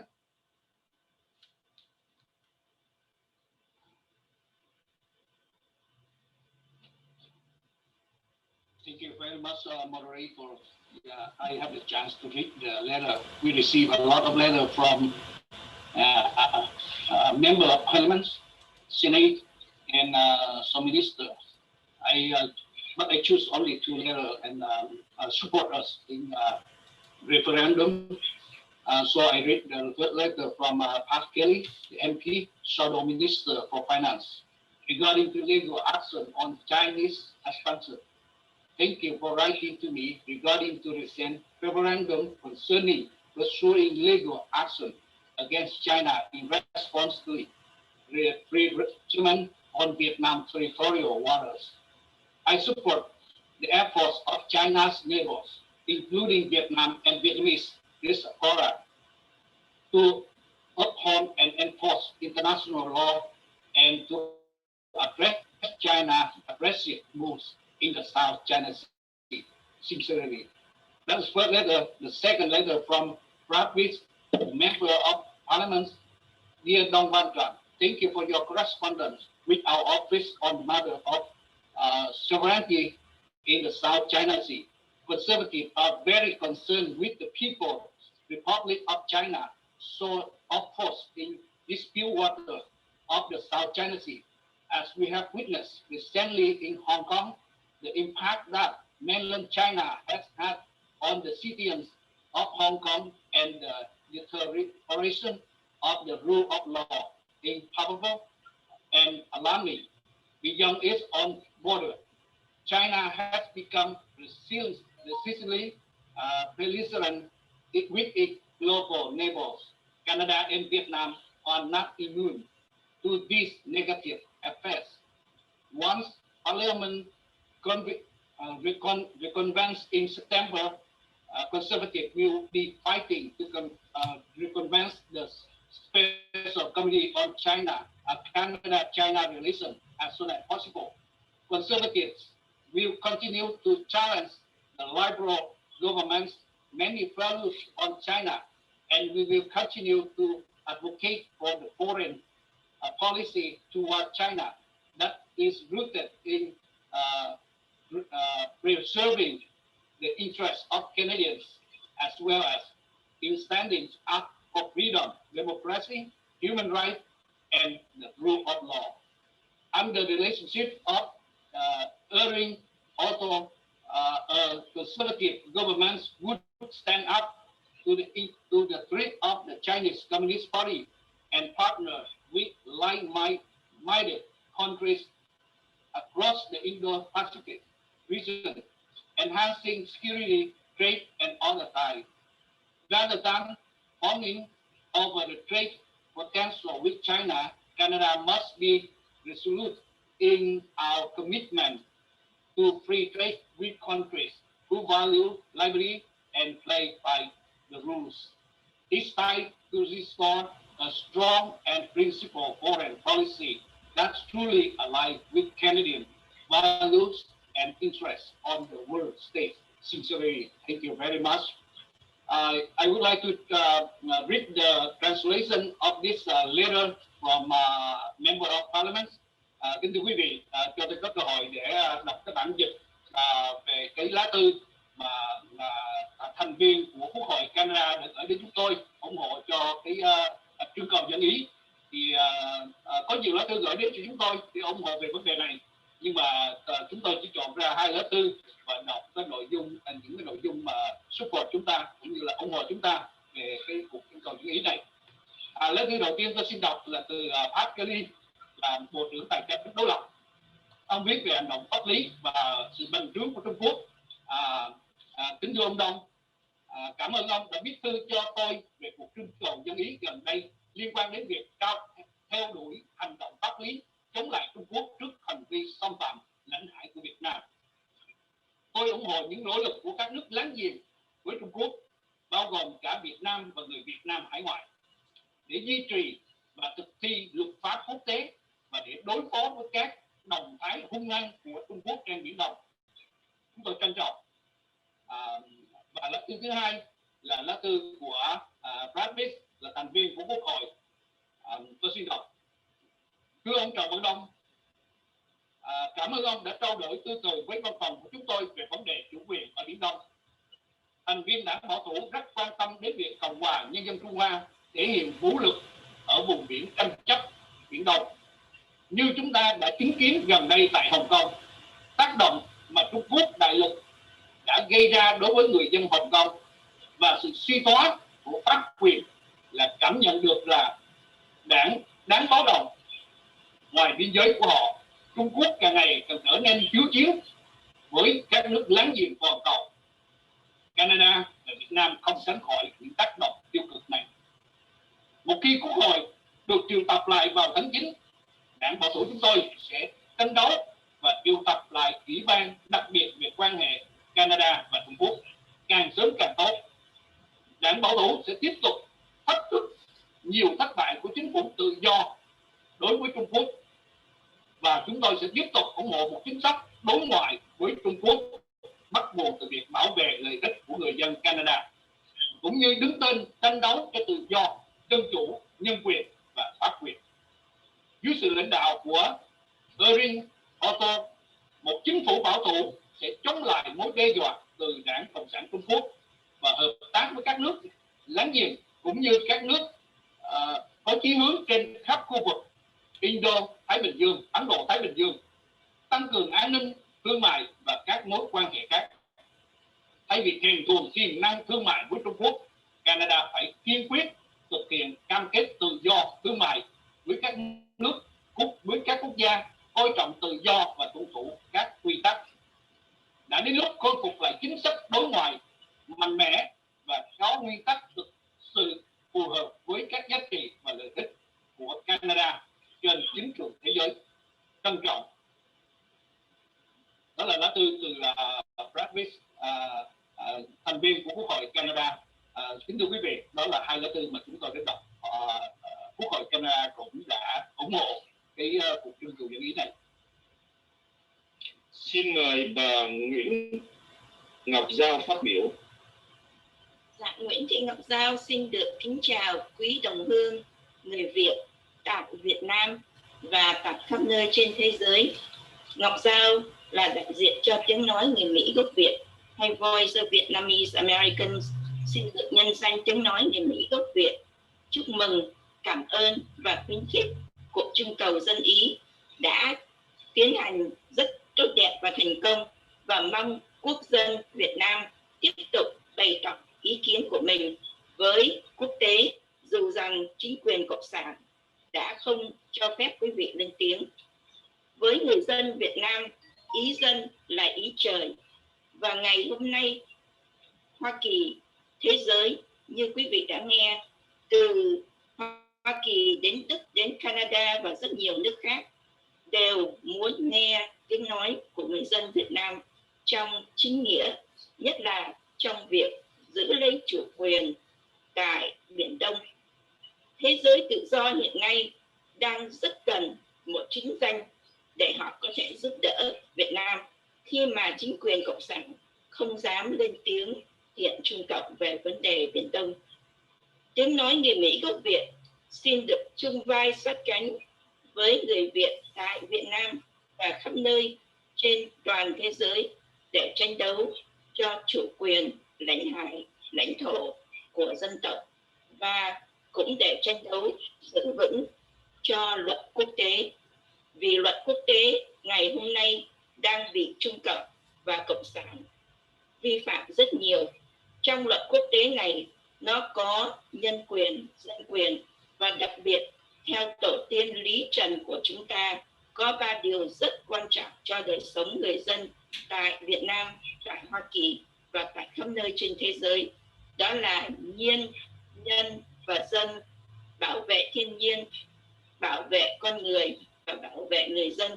3 điều này cần được làm những điều quan tâm chính cho người Việt khắp nơi trên thế giới. Tiếng nói người Mỹ gốc Việt kính mong quý đồng hương tại Hoa Kỳ khi đi bỏ phiếu ngày 3 tháng 11 này quan tâm đến 3 điều chính này, nhiên, nhân và dân, để bảo vệ chính chúng ta tại Hoa Kỳ, trên thế giới và nhất là tại Việt Nam. Tiếng nói người Mỹ gốc Việt xin được nói vài câu tiếng Anh với những người của Hoa Kỳ. Voice of Vietnamese Americans support and stands in solidarity with our Vietnamese people in the referendum to take China to court to protect international laws and the current world order, which has been violated in many ways by the Chinese Communist Party. We suggest that the United States Congress, the United States Department, our senators and representatives of both parties to support the referendum, to use it as a legitimacy way to help Asian country in the Indo-Pacific Ocean to fight against the invasion of China in the South China Sea. We support all legislation from the US Congress, especially now there is a new coming bill on the table introduced by Congressman Scott Perry named the Pushback Act. The Pushback Act clearly say that the US Congress should reject China invasions in the South China Sea and the East China Sea. That is the leadership that the whole world is waiting for. Voice of Vietnamese Americans urging our congressmen and congresswomen of both parties, senators of both parties, to check on this Pushback Act and support this. You will get the votes of our Vietnamese Americans and our Vietnamese from inside Vietnam, as well as all the Asia Pacific and Indo-Pacific Vietnamese Americans. Thank you. Xin mời tiến sĩ Nguyễn Nhất Thiên phát biểu. Cảm ơn anh Hải. Tôi muốn đại diện cho Viện Việt Nam Dân Chủ nói lên 3 cương lĩnh. Thứ nhất, chúng tôi tin rằng dân chủ Việt Nam sẽ đến từ một cuộc thay đổi dân chủ qua sự hỗ trợ của quần chúng và luồng sống dân chủ. Thứ hai, chúng tôi ủng hộ một nền dân chủ cho Việt Nam như là một kim chỉ nam cho dân tộc để bảo đảm cho một tương lai tươi sáng. Thứ ba, chúng tôi sẽ đứng chung với dân tộc Việt Nam và sẽ giúp đỡ hết sức mình trong cuộc đấu tranh. Chúng tôi xin mở rộng vòng tay đến tất cả hội đoàn trong và ngoài nước. Và tôi sẽ đọc những hoạt động của Việt Nam Dân Chủ gồm 3 hoạt động.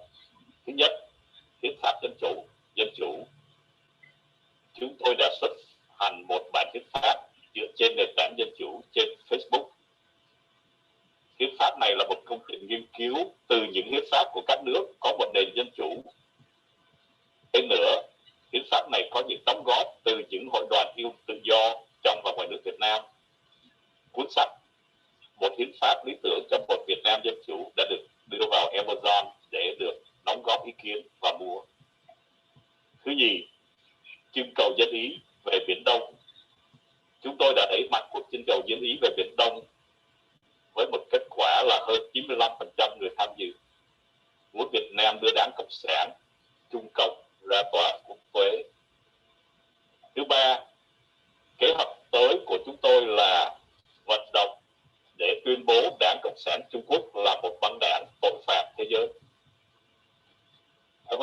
few words in Vietnamese, in English for our American audience. I would like to promulgate the three principles from our Vietnam Democracy Center. First, we believe that Vietnam democracy will come from the peaceful democratic changes, which will need public and political support. Second, we support democracy for Vietnam as the only salvation of its people and the guarantee of its future. Third, we believe that we need to stand firm on the side of the Vietnamese people and lend whatever support we can gather in this escalating struggle. In this effort, we welcome all. Next is the Vietnam Democracy Center activities. The following three activities we have: first, democracy-based constitution. We have published a constitution based on democratic principles on Facebook. The constitution consists of inputs and feedback from many freedom-loving organizations from within and outside Vietnam. The book, A Model Constitution for a Democratic Vietnam, is in Amazon books for reviews and purchase. Second, referendum on the South China Sea. We have pushed hard for the Vietnam referendum on the South China Sea with overwhelming majority. Vietnam citizens would like to take the China Communist Party to the International Tribunal. Third, our next project, which we have discussed earlier about building the momentum, is to get the Chinese Communist Party declared as a transnational criminal organization. And in this endeavor, I truly believe that we need a cooperation from our U.S. government as well as our own, the Vietnamese, within and outside of Vietnam to cooperate. Thank you. Xin cảm ơn. Kính thưa quý vị, sau đây là phần đặt câu hỏi và trả lời. Để tiết kiệm thời gian, chúng tôi sẽ đi vào các câu hỏi. Và song song đó, xin mời chị Linh Nguyễn theo dõi vấn đề câu hỏi trong question đó. Và chị sẽ chọn ra những câu hỏi trên cho các phóng viên báo chí. Và cũng như là chị sẽ mời diễn giả, tham luận viên để trả lời luôn. Trước nhất tôi xin đi vào câu hỏi. Dạ, xin lỗi anh. Xin mời bác sĩ Đỗ Văn Hội có vài lời. Vâng, tôi là bác sĩ Đỗ Văn Hội, đại diện văn phòng liên lạc tại hải ngoại của Hội đồng Liên tôn Việt Nam. Chúng tôi xin đại diện cho Hội đồng Liên tôn Việt Nam. Hiện nay chúng tôi có Hòa thượng Thích Công Tánh có mặt hôm nay, cũng như là huynh Lê Văn Sóc. Chúng tôi hoàn toàn ủng hộ cuộc trưng cầu dân ý về việc nên kiện Trung Cộng ra tòa án quốc tế do những hành động lấn chiếm bất hợp pháp ở tại Biển Đông của họ, bất chấp luật biển quốc tế UNCLOS và phán quyết của tòa trọng tài La Hay 2016.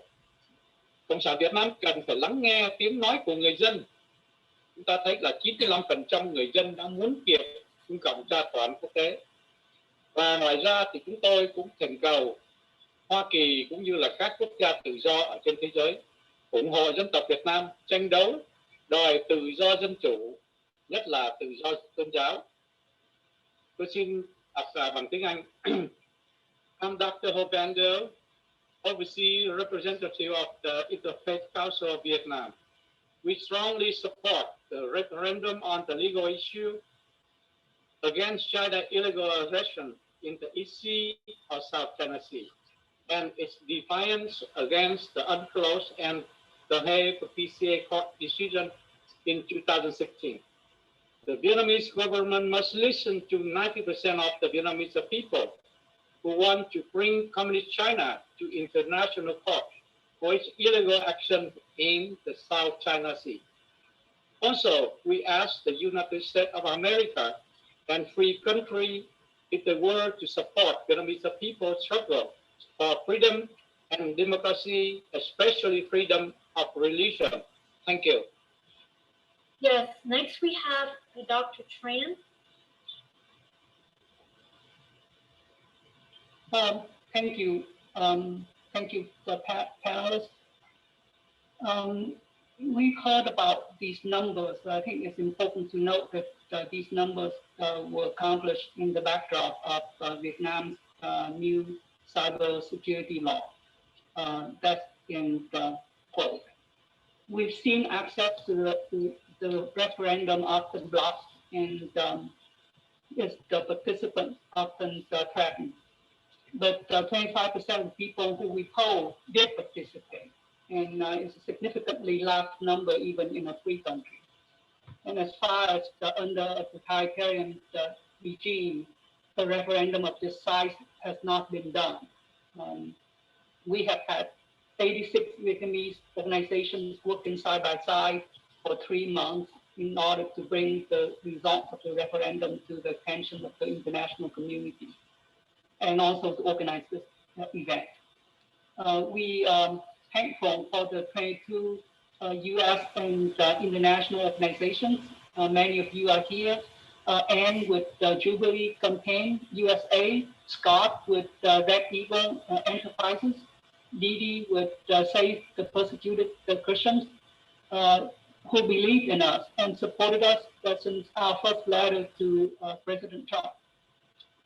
Since then, we have a variation of that letter sent into hundreds of times I was going to mention, but we don't have time, to embassies in Hanoi, to Secretary Pompeo, to ASEAN, to Quad Plus, to all the representatives and senators, to the Vietnam caucus, to the congressional leadership, to the Interparliamentary Alliance on China, to the UN permanent missions in Geneva, to the UN permanent missions in New York, to the 2 houses of the UK Parliament, to all the members of the European Parliament, to all the members of the Australian Parliament, twice to the Canadian Parliament, and many, many more. We have also sent out press releases to hundreds of news organizations. Some of them are here with a total calculated reach of 56 million people. Since the start of this referendum, we've seen a significant shift in the public awareness and opinions regarding the South China Sea. The referendum brought some expected results, but it's also helped confirm some answers. Do the Vietnamese people want to sue China? The answer is yes, overwhelmingly. Will the Vietnamese Communist government sue China? The answer is no. So we're again at this impasse. The solution for that impasse is for the people to have control of their country and their own destiny. And it's not an easy fix, but we've shown that it can be done. And what the United States government can do, we hope, is that we, as Vietnamese Americans and as Americans, need to recognize that the people of Vietnam, not the current government of Vietnam, are the true partners for that vision of a free and open Indo-Pacific. Thank you. Thank you. Anh Nguyễn Hoàng Hải, please, can we start the question and answer part of this conference? Kính thưa quý vị, sau đây chúng tôi sẽ đi vào câu hỏi. Và trong khi đó, những quý vị nào báo chí muốn đặt câu hỏi thì xin mời quý vị chúng ta sẽ đặt vào và chị Thùy Linh sẽ theo dõi các câu hỏi cũng như là mời các tham luận viên để trả lời. Chúng tôi xin đi vào câu hỏi thứ nhất. Quý vị sẽ gửi kết quả cuộc trưng cầu dân ý đến ai để làm gì? Chúng tôi xin mời Hòa Thượng Chức Không Tánh trả lời.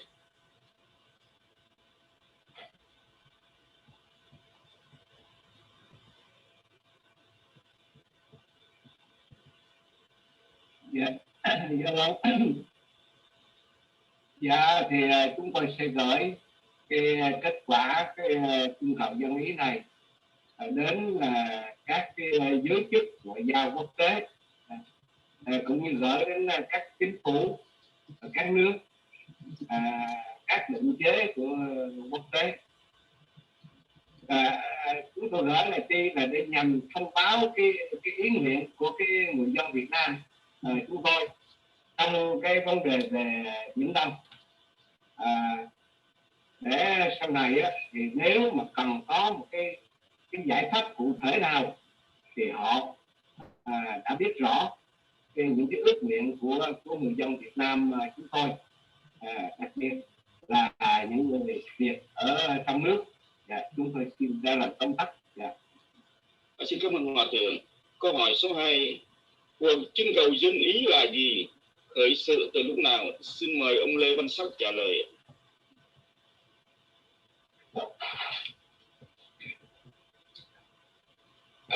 Nam mô Bổn Sư Thích Ca Mâu Ni Phật. Nam mô A Di Đà Phật. Kính thưa hội nghị tôi đi trên sóc và tín đồ Phật giáo Thành Khẩu. Tôi vừa nhận được câu trả lời. Câu trả lời này tôi không nắm rõ về thời gian, cho nên xin phép cho tôi để lại câu này dùng cho cái gì diễn giả khác. Xin cảm ơn. Câu hỏi tiếp theo, 95% của hơn 1 triệu người đã chọn kiện Trung Cộng là một kết quả phi thường. Có cách nào chúng ta có thể làm cho Cộng sản Việt Nam phải thi hành ý dân? Câu hỏi này chúng tôi xin mời Mục sư Nguyễn Hoàng Hoa. Nếu Mục sư Nguyễn Hoàng Hoa không có thì chúng tôi xin mời bác sĩ Trần Quốc Hưng, có thể mời người nào đó không ạ?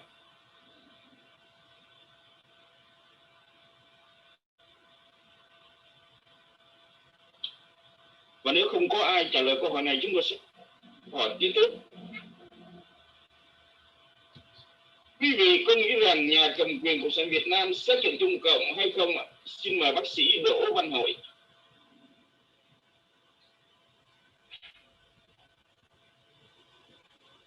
Kính thưa toàn thể quý vị, trước hết thì chúng tôi quên lúc nãy là có cái sự hứa phi có mặt ngày hôm nay nữa. Còn hai vị khác là Nguyễn Hoàng Hoa, Mục sư Nguyễn Hoàng Hoa cũng như là Linh Mục Lý thì hôm nay vì trở ngại do đó không có mặt. Xin lỗi tránh sự hứa phi. Vâng, cái trả lời cái câu hỏi này thì chúng ta đã thấy rằng là đã có những cái bằng chứng và có những cái sự kiện mà cho thấy rằng là nhà cầm quyền Cộng sản Việt Nam không muốn kiện Trung Cộng ra tòa án quốc tế. Bởi vì theo những cái hiểu lý của chúng tôi thì có những cái lý do sau đây. Thứ nhất đó, là Cộng sản Việt Nam và Cộng sản Trung Quốc đó, là hai đảng anh em cùng một lý thuyết và đã có nhiều ràng buộc trong quá khứ cũng như ở hiện nay. Và Cộng sản Việt Nam thì là chịu áp lực rất là lớn đối với lại Cộng sản Trung Quốc về nhiều mặt, ví dụ như là chính trị, kinh tế, tài chính, quân sự v.v. Và Cộng sản Việt Nam đã từng ủng hộ lập trường của Trung Cộng về Biển Đông là qua cái công hàm, người ta gọi là công hàm bán nước Phạm Văn Đồng. Do đó Cộng sản Việt Nam giống như là há miệng mắc quai. Và ngoài ra thì còn những cái hiệp ước bí mật khác mà chúng ta không biết. Và ngoài ra thì cái Cộng sản Việt Nam thì không dám liên minh với lại các cái nước dân chủ bởi vì sợ mất đảng. Và còn nhiều cái lý do khác nữa.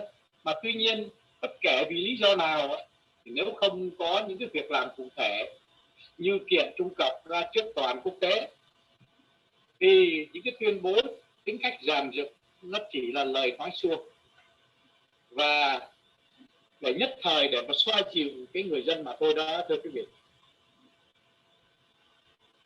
Cảm ơn bác sĩ Đỗ Văn Hội.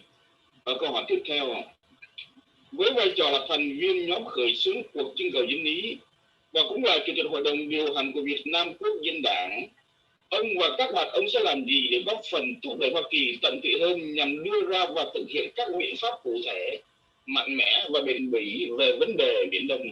Chúng tôi xin mời kỹ sư Đỗ Thành Nhân.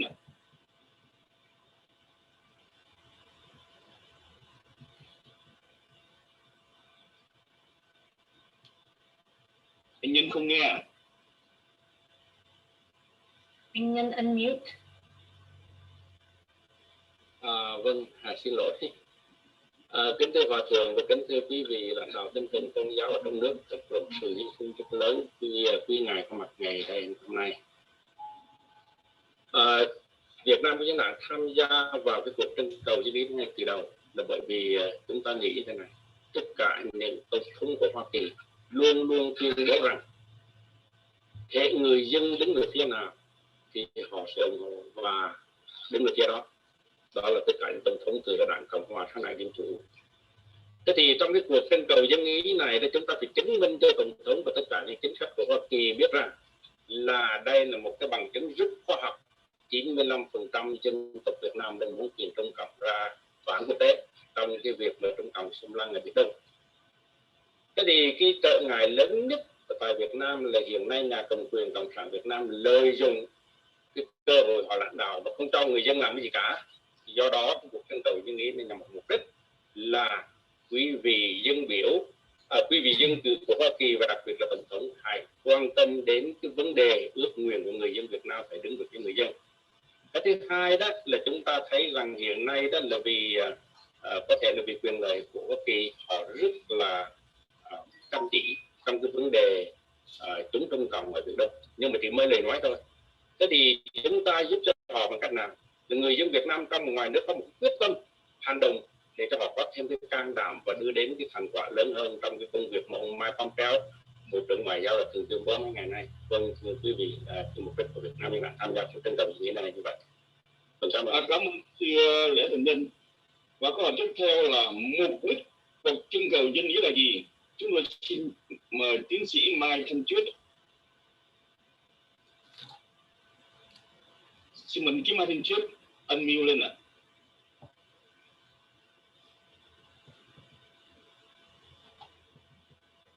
Dạ, không nghe tiến sĩ Mai Thanh Trước nói ạ. Tôi Mai Thanh Trước, quý vị có nghe tôi chưa? Dạ nghe rồi ạ, xin mời tiến sĩ ạ. Dạ, câu hỏi cũng là dành cho chính trị sự Hứa Phi, nhưng mà với tư cách là một cái thành viên của tham luận đoàn, chúng tôi xin trả lời là xin thưa, cái mục đích của cuộc trưng cầu dân ý là thăm dò ý kiến của người dân Việt Nam, nhất là người dân ở trong nước, đối với cái sự kiện mà Trung Cộng hầu như chiếm hoàn toàn tất cả các hải đảo của Việt Nam một cách hợp pháp. Đồng thời họ bất chấp luật biển UNCLOS năm 1982 của Liên Hợp Quốc mà họ đã đồng ý ký và hưởng phê và phán quyết của tòa trọng tài quốc tế là năm 2016. Thưa quý vị, cái chủ quyền của dân tộc Việt Nam đã bị xâm phạm, biển đảo của tổ tiên đã bị tước. Đây không phải là của riêng ai, của bất cứ cá nhân hay tổ chức nào, chế độ nào, mà là của toàn dân. Vì vậy, chúng tôi muốn tìm hiểu cái người Việt ở trong nước và ở ngoài nước có thật sự muốn kiện Trung Cộng ra tòa án quốc tế hay không.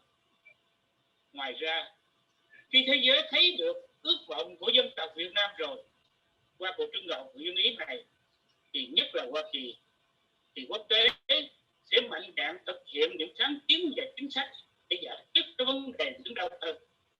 Nơi đó quốc tế có nhiều cái quyền lợi như là hàng hải quốc tế. Đây, thưa quý vị, là một con đường hàng hải huyết mạch tối quan trọng cho kinh tế thế giới, cho nền an ninh, cho sự ổn định và thịnh vượng của vùng Ấn Độ, Thái Bình Dương. Hiện nay có các bộ tứ là gồm Ấn Độ, Úc, Nhật và Mỹ có mục tiêu tạo ra một vùng tự do và mở rộng chống lại cái sáng kiến thống trị thế giới của Trung Cộng là một vành đai, một con đường One Belt, One Road, đồng thời ngăn chặn cái sự bành trướng thế lực độc tài toàn trị của Đảng Cộng sản Trung Quốc. Đây là một cái mối nguy cơ tương tự như Liên Xô đối với lời người trước đây vào thập niên năm 1990. Xin hết. Xin cảm ơn tiến sĩ Mai Thanh Trước. Câu hỏi tiếp theo, những thành phần nào ở đâu được gửi câu hỏi và trả lời? Chúng tôi xin mời bà Nguyễn Thị Ngọc Giao trả lời ạ. Vâng, xin cảm ơn câu hỏi. Trước tiên là xin cảm ơn tất cả quý đồng hương trong Việt Nam đã đáp ứng và đã trả lời câu hỏi này rất là đông đảo với một ý hướng rất tích cực. Câu hỏi được gửi ra thực sự trên mạng xã hội Facebook và nó đi đến đa số là trong nước. Chúng ta có 68 vùng tỉnh thành tại Việt Nam đã trả lời câu hỏi này, nhưng chúng ta cũng có rất là nhiều khu khác ở trên thế giới và nhiều nơi rất hẻo lánh, cho đến những thủ đô lớn như là New York hay Tokyo hay là cả Bắc Kinh và Moscow và Dubai hay Doha cũng có người Việt ở đó để trả lời. Nói chung thì chúng ta đã có trên 5 triệu người nhận được cái lời mời tham dự, và chúng ta biết là đã có 1.200.000 người chính thức tham dự và 95% đã đồng ý muốn kiện Trung Cộng. Đây là một con số rất lớn, gần như đa số người dân Việt Nam muốn kiện Trung Cộng ra tòa quốc tế. Và chúng ta biết là đa số câu trả lời ở trong nước với Hà Nội là con số nhiều nhất. Đây là một điểm đáng kinh ngạc vì Hà Nội có đến khoảng 65.000 người trả lời, và con số thứ hai là Sài Gòn có trên 35.000 người trả lời. Còn ngoài ra chúng ta có các tỉnh ở ven biên giới từ Bắc xuống đến Nam có khoảng xấp xỉ 18 đến 22.000 người, và đặc biệt các tỉnh miền Đông thì có khoảng 12 cho đến 15.000 người. Những vùng xa xôi khác chúng ta cũng có khoảng từ vài trăm cho đến vài ngàn người trả lời. Đây là một điều khích lệ và nó cho thấy là người dân Việt Nam khắp trên đất nước cũng như là người dân Việt Nam khắp trên thế giới đều mong muốn kiện Trung Cộng và mong muốn giữ luật quốc tế. Còn một điều nữa rất là đáng phấn khởi là trong những người trả lời thì rất nhiều người thuộc thành phần trẻ, từ 13 tuổi đến 17 tuổi, từ 17 tuổi cho đến 25 tuổi, từ 25 tuổi cho đến 45 tuổi. Cái con số lớn nhất là từ những người 16 tuổi cho đến 35 tuổi, chiếm đến 65% trả lời. Đây là cái con số gọi là giường cột của quốc gia, và nó cho thấy là tương lai của Việt Nam rất là an tâm vì chúng ta có rất đông người Việt trong khoảng tuổi đừng gánh vác con sông, nhất định chống Trung Cộng, không cho phép Trung Cộng xâm lăng lãnh hải lãnh thổ Việt Nam. Tiếng nói người Mỹ gốc Việt xin nói vài câu tiếng Anh. We very happy that the majority of answers came from inside Vietnam, from north to south, with Hanoi has the most majority answers. From about 65,000 people responded positively. Saigon has about 35,000 people responded positively. All the provinces along the borders of China from north to south, bordering with Indo-Chinese nation, Nam Dương, we have about 20,000 responded in each provinces. Along the coast, we have from 15,000 to 18,000 responded. The most inspirational fact is that the young people from 16 to 35 years old have responded overwhelmingly. 65% of them responded that they wanted to uphold the international law and take China to international court. Vietnamese people trusted, have confidence in international law, and we uphold UNCLOS. We're asking for the U.S. Congress and our international leaders to also support international law and make sure to support the referendum of the Vietnamese people against the Communist Party of China and its invasion in the East Sea of Vietnam and the Southeast Asian Sea of Southeast Asian nations. Thank you. Xin cảm ơn bà Nguyễn Ngọc Giao. Câu hỏi tiếp theo: mỗi người hay tất cả chúng ta có thể làm gì để chặn đứng Đảng Cộng sản Trung Quốc? Xin mời ông Trần Văn Đông trả lời. Cảm ơn quý vị. Một lần nữa, tôi cảm ơn quý vị là đã mời Liên hội Người Việt Canada thảo luận một vấn đề này. Và tôi là Trần Văn Đông, tổng thư ký của Liên hội Người Việt Canada, đại diện cho Liên hội Người Việt Canada, xin trả lời câu hỏi như sau. Chúng ta câu hỏi này chắc đặt ra cho mỗi một chúng ta đều có cái câu trả lời mà mỗi cách trả lời khác nhau. Tôi không phải là một người đưa ra cái câu trả lời này, nhưng mà nhận định chung cũng như nhìn chung thì chúng ta thấy rằng Cộng sản Trung Quốc sống bởi về thương trường và thương mại. Thì cái điều này cho chúng ta thấy nếu muốn ngừng nuôi sống Đảng Cộng sản Trung Quốc thì bằng cách chúng ta tẩy chay các sản phẩm made in China từ Trung Quốc và làm sao cho Trung Quốc không còn hoạt môi trường, không còn cái thương trường để mà hoạt động thương mại, thì chúng ta sẽ thắng được Trung Quốc. Và cái điều thứ hai, tôi là người đến từ Canada và là người Canada gốc Việt, thì chúng tôi vận động chung là càng tích cực trong việc vận động chính phủ Canada có một lập trường mạnh mẽ trong việc chống lại Trung Quốc, như cái lá thư mà chúng tôi vừa đọc qua của đảng bảo thủ Conservative. Đây không phải là một nỗ lực của Canada không, nhưng mà cái nỗ lực của toàn cầu. Do đó mà lý do Liên hội người Việt Canada cộng tác với tất cả 85 cái thành viên khác ở trên toàn quốc, toàn hỏi, nghĩa là toàn thế giới, để mà đưa cái việc trưng cầu dân ý cũng như chống lại và vận động cái việc chống lại Trung Quốc. Và tôi nghĩ rằng đó là lý do tại sao Liên hội ủng hộ ý kiến kêu gọi Liên Hợp Quốc, chính phủ Canada và các chính phủ trên thế giới tuyên bố rằng Đảng Cộng sản Trung Quốc là một tổ chức tội phạm xuyên quốc gia. Tôi xin có một vài lời bằng tiếng Anh cho những người bạn của tôi, những người đã ủng hộ cái cuộc trưng cầu dân ý này, những người về thành phần coi như là giới trẻ hoặc là người Canadian. Individual, we need to stop supporting the CCT by boycotting made in China products. I am from Canada and I'm from Vietnamese Canadian Federation. We need to be more active in advocating the government to take stronger stance against China, but this needs to be global efforts. That's why the Vietnamese Canadian Federation supported the initiative to call on the United Nations, the Canadian government and governments around the world to declare that the Chinese Communist Party, a transnational criminal organization. Thank you very much. Cảm ơn quý vị. Xin cảm ơn ông Trần Văn Đông.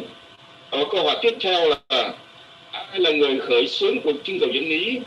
Hiện nay đã có thêm những ai tham gia? Xin mời tiến sĩ Nguyễn Nhất Thiên trả lời. Xin mời Nhất Thiên mở micro lên. Lúc khởi đầu có 6 tổ chức. Danh sách này đã tăng nhanh, hiện nay đã có thêm 86 tổ chức cùng hợp tác. Chúng tôi rất mong có thêm nhiều tổ chức và cộng đồng tham gia. I would like to have a few words in English for our English-speaking audience. Who initiated the referendum and who have joined to date? In the beginning, there were 6 organizations. This list has grown to 86 supporting organizations. We look forward to having more organization and community involved. Yes, xin cảm ơn. Thank you. Cảm ơn tiến sĩ Nhất Thiên. Câu hỏi tiếp theo. Nếu người dân Việt Nam chưa làm một cuộc tổng nổi dậy, Cộng sản vẫn đang nắm quyền và bán nước, việc đòi lại chủ quyền Hoàng Sa Trường Sa sẽ dựa trên căn bản nào và có lợi ích gì cho dân tộc? Xin mời bác sĩ Đỗ Văn Hội trả lời.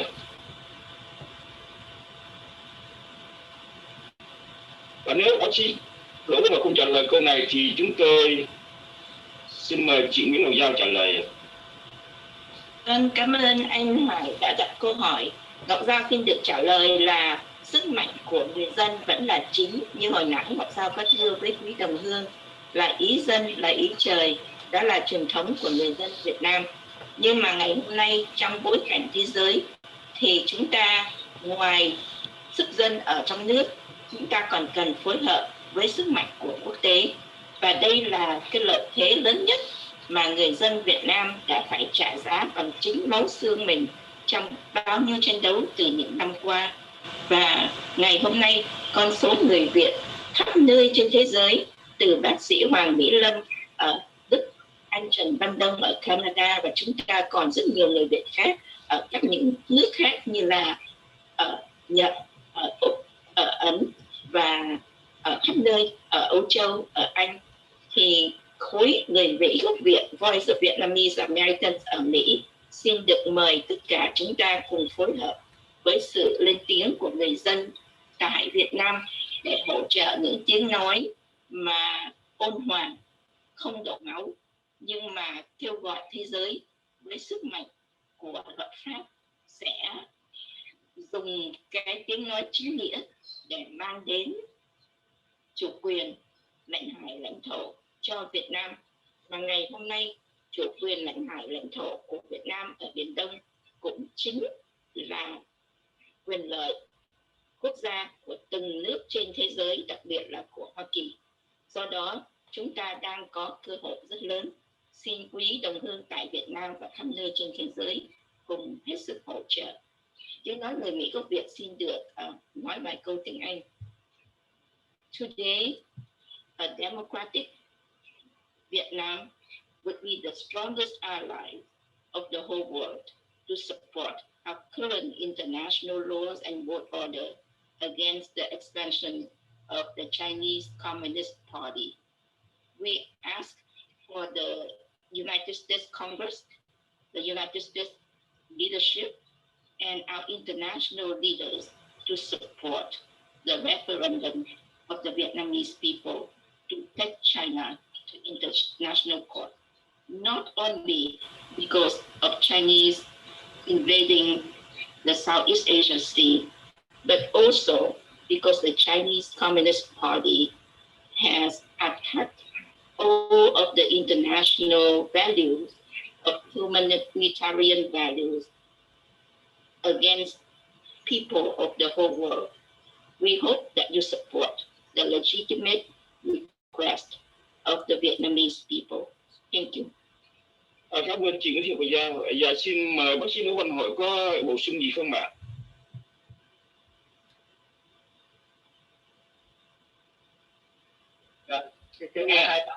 Vâng, xin lỗi quý vị. Chúng tôi xin bổ túc thế này vì cái cuộc trưng cầu dân ý đó nó chứng tỏ là cái sự quyết tâm của cái người dân Việt Nam và cái giá tâm bán nước của Đảng Cộng sản Việt Nam. Do đó Đảng Cộng sản Việt Nam đi ngược lại với lại cái ý nguyện của người dân, và không những thế họ còn đàn áp và khống chế cái cuộc trưng cầu dân ý này. Do đó mà đất nước và biển đảo là của toàn dân Việt Nam chứ không phải là của Đảng Cộng sản. Do cái giải pháp cho Việt Nam vẫn là gì? Toàn dân, và toàn dân đứng lên để giành lại cái quyền làm chủ của đất nước. Đó là cái điều mà chúng tôi xin muốn nói với cùng quý đồng bào ở trong nước cũng như là hải ngoại. Vâng, xin chấp nhận. So we have a last question. Sorry. We have a last question from Mr. John McAuliffe. So his question to us is your primary goal of your referendum to oppose China's aggression in the East Sea, or is it used to, or is it to use the issue to mobilize opinion against the government in Hanoi? I was wondering if Dr. Hoyt would take this question.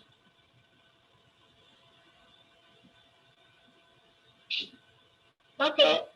I don't have question. I don't have question. Okay, so the question is, whoever wants to raise their hand, the question is, yes, Dr. Tran. I think the intention is to quantify the wish of the people and to have it clear to everybody what is it that the people want. But I think looking back since 2013, the Vietnam's government the Vietnamese Communist government has talked about taking legal action against China, and we've seen that it's not coming any closer to fruition. So it's very clear that there's no desire or motivation on their part to go through with it. So if 95% of the people want something that the government doesn't want. I think the answer to that is up to the people. It's not up to the organizers or us to orchestrate an answer. I think that answer must come from the people of Vietnam when they realize that their government is not recognizing and respecting their wishes. And I think this is also something that we need to make sure that the international community understands. Thank you. We'd like to end the roundtable at this time. So we have some closing remarks. Just a quick one. It comes from, don't let the Chinese communists walk all over us and our people. That is what Secretary of State Mike Pompeo recently asked the Asian countries. It seems an appropriate statement to end this conference. We have seen the CCP inflicted so much damages on Vietnam, not just in the South China Sea, but also with the Mekong Delta, the Wuhan virus pandemic, the rampant migration of Chinese nationals, the poisoning of our environment, and the illegal trafficking of human beings and organ harvesting across the forest world. We do not have the illusion that the Vietnamese Communist government will heed the wishes of the people to sue China. In contrary, it is the Vietnamese Communist Party that has let the Chinese Communist Party walk all over our people. It is with people that the world needs to build an alliance to dispel the scourge of humanity, which is communism. This referendum has ended, but it's just the beginning. It's a recognition that with the power of the people and the right technology, we can accomplish things. If we can give voices to 1.2 million people, we can give voices to 100 million people. On behalf of the 86 organizations and 1.2 million people, we want to thank you all for participating. We thank you for truly bringing voice to the voicelessness. We are at a change. Our children, our grandchildren will look back to this unique time and ask if we have accepted humanity's challenge. In this enormous, difficult struggle between good and evil, no one can fight alone. Our next step is to ask for your support in calling for the UN and the world government to declare the Chinese Communist Party a transnational criminal organization. We believe that it is an appropriate and important next step in dismantling the CCP. We have seen the visions of the future led by the CCP through the dark images of Tibet, Xinjiang, Hong Kong, and South China Sea. Let's say no to that future and help build a better future for our children. Again, I'd like to thank you.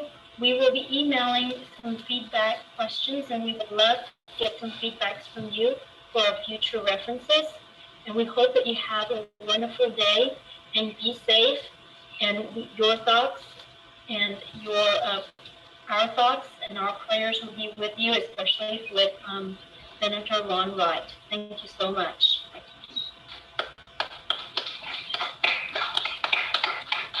Thank you, Lord. Xin cảm ơn tất cả các quý vị đã tham dự cuộc hội nghị bàn tròn hôm nay. Thank you very much. Our MC, two MCs. Xin cảm ơn nhé. Vũ Hoàng Hà phải đi ngay bây giờ có công chuyện. Xin cảm ơn tất cả quý vị nha. Kính chào quý chức sắc, quý chức sắc được Việt Nam và quý vị nha. Xin chào. Thank you everyone. Dạ, chúng con xin kính chào quý chức sắc. Dạ, Hòa thượng Thích Công Tánh, Hòa thượng unmute, Hòa thượng phải unmute.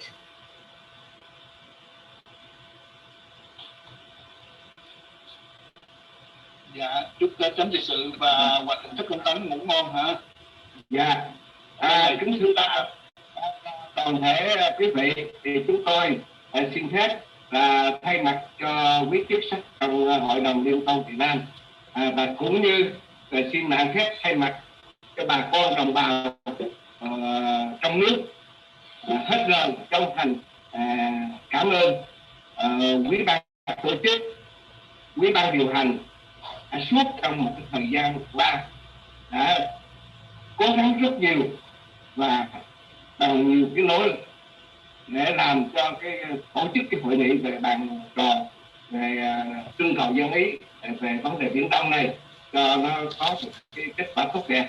Thì ở đây trước tiên xin chân thành tri ân tất cả ban tổ chức, và chúng tôi cũng xin phép không quên chân thành cảm ơn và tri ân đến tất cả các đoàn thể, quý chính đảng, quý tôn giáo cũng như quý tổ chức trong cũng như hải ngoại đã cố gắng vượt qua tất cả những cái sự khó khăn, những cái sự đàn áp, những cái sự bắt hại của nhà cầm quyền cộng sản, mà cố gắng để mà làm cái bổn phận của một cái người dân đối với một cái đất nước mà đang bị bắt hại, cũng như trước cái họ gọi là xâm lược của Trung Cộng.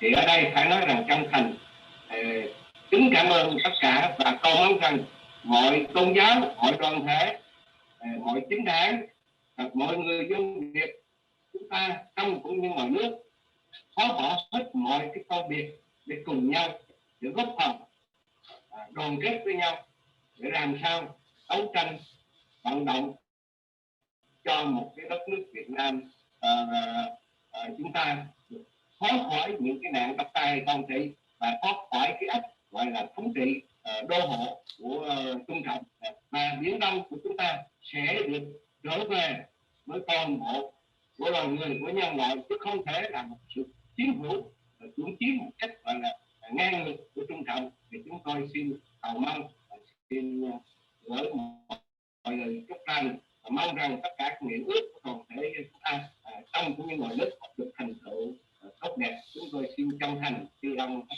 cả. Nam mô A Di Đà Phật. Thưa quý vị, tôi là Hiệp Nguyễn. Tôi rất là cảm động khi thấy mọi người dân Việt Nam ở trên toàn thế giới họp lại để mà nói những cái tiếng nói của người Việt của mình về vấn đề xâm phạm lãnh thổ và lãnh hải của Trung Cộng. Đó là điều rất là cảm động, vì người mình không bao giờ quên đất nước. Về phía tôi sẽ làm việc hết sức với các vị dân biểu ở trong Quốc hội Hoa Kỳ để ủng hộ cho phong trào đấu tranh tại Việt Nam về vấn đề tự do tôn giáo, tự do ngôn luận, tự do hội họp và mọi cái quyền căn bản của con người để mà giúp cho đất nước Việt Nam ta sáng rạng ngày mai. Xin kính chào.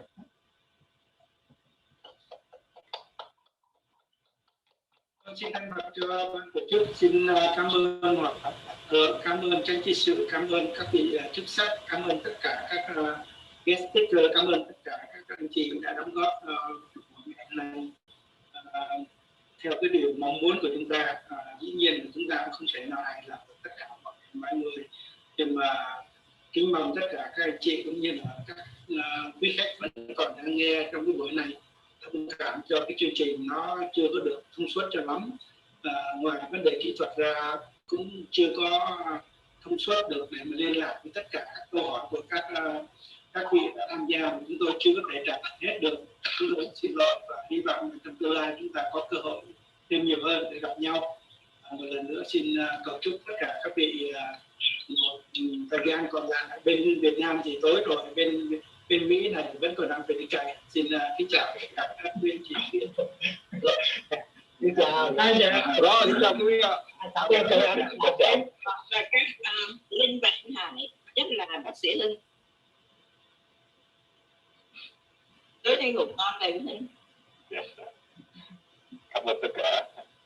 Dạ, tôi thì thay mặt cho Liên hội Người Việt Canada cảm ơn mỗi một thành viên trong ban tổ chức, trong tham luận đoàn, cũng như là tất cả các viên tham dự, chúng ta cùng nắm tay nhau đi trên con đường mà chúng ta đặt mục đích chung, tranh đấu cho sự tự do, dân chủ và vẹn toàn lãnh thổ của đất mẹ Việt Nam. Chúng ta đây là có những hoạt động đứng phía sau cũng còn thăm dò chúng ta, coi công việc chúng ta làm nó như thế nào mà họ chưa muốn tham gia vào. Nhưng tôi hy vọng rằng qua cái bước đầu này thì cái sự thăm dò họ đã thấy rõ cái mục đích đi của chúng ta. Hy vọng rằng các hội đoàn đang lắng nghe, đang đứng ngoài để mà theo dõi thì có thể là tham gia với chúng ta trong một ngày gần đây để cho chúng ta có một sức mạnh tổng hợp của người Việt hải ngoại kết hợp với trong nước yểm trợ cho cái phong trào đấu tranh vì sự vẹn toàn của lãnh thổ Việt Nam. Tôi xin hết lời. Cảm ơn anh. Rồi kiểm tra thì chế cứ nổi má. Những khác thì mấy nước Việt xin được cảm ơn tất cả quý anh chị, đặc biệt xin được cảm ơn bác sĩ Hưng và Linh và anh Trần Anh và anh Oanh, chị Vân Nhã và anh Phúc không có thấy ở đây. Chúng con xin cảm ơn bộ chính trưởng Thích Không Cánh, chính trị sự Hữu Phi, ông Lê Văn Sóc và hội đồng Liên Tôn và mục sư Nguyễn Hoàng Hoa không có mặt ở đây, nhưng mà sự hỗ trợ và hướng dẫn về tinh thần của hội đồng Liên Tôn tại Việt Nam ngày hôm nay rất quan trọng. Chúng con xin được cảm ơn. Chúng con xin cảm ơn quý chức sắc và cảm ơn quý anh chị. Cảm ơn bác sĩ Hân nha, cảm ơn anh Trần Anh, cô Linh, cô Ngọc Giao. Phải nói là anh Phạm Anh, dạ, Nhật Tiên, tất cả là phải nỗ lực, phải nói rằng là quý vị đã nỗ lực suốt đêm ngày đó. Mấy cái ngày gần cuối này tôi nghĩ rằng mấy vị đã phải thức không có ngủ để làm một cái chương trình như vậy thật là tốt đẹp lắm.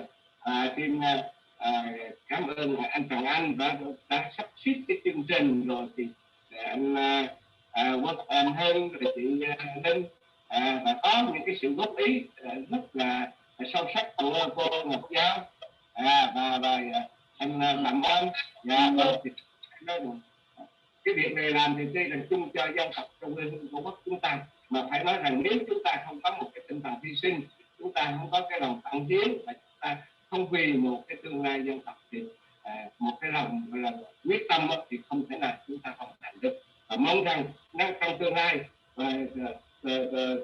chị Linh, anh Hưng, anh Trần Anh, và anh Phạm Anh, tôi nghĩ rằng tất cả quý vị và anh Nhật Tiên, cô Giao kết hợp nhau, và cả anh Trần, anh Đông ở hải ngoại nữa, chúng ta càng gắn bó nhau. Còn có thể là sẽ nhiều vấn đề khác nữa là quan trọng hơn.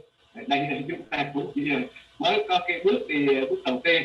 Chúng tôi nghĩ rằng mọi việc đều là tất cả cái tri ân tất cả quý anh chị.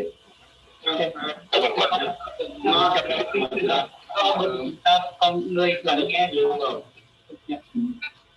Dạ, anh Đông gửi cái thư ngoại cho hội đồng Liên Tôn về cái việc mình của cái dự hội nghị 40 năm Liên hội Canada đi nha. Tại vì trong cái này đang có còn 34 người này. Để tụi con mình liên lạc sau đang có ý kiến xin phép. Dạ vâng. Thưa đại gia được hỏi thăm ông Lê Văn Sắc ạ, chắc vừa màn hình rồi. Tại vì trong con người vẫn lắng nghe thành sự xin cho đậu Lê Văn Sắc đi ra rồi. Yeah. Ok, thì chúc quý vị một ngày an lành. Xin các dạ xin chào tất cả. Dạ liên phở. Tôi chị Giao đó. Dạ chị Giao. Dạ cảm ơn. Cảm mời cả nhà liên phở nha. Dạ.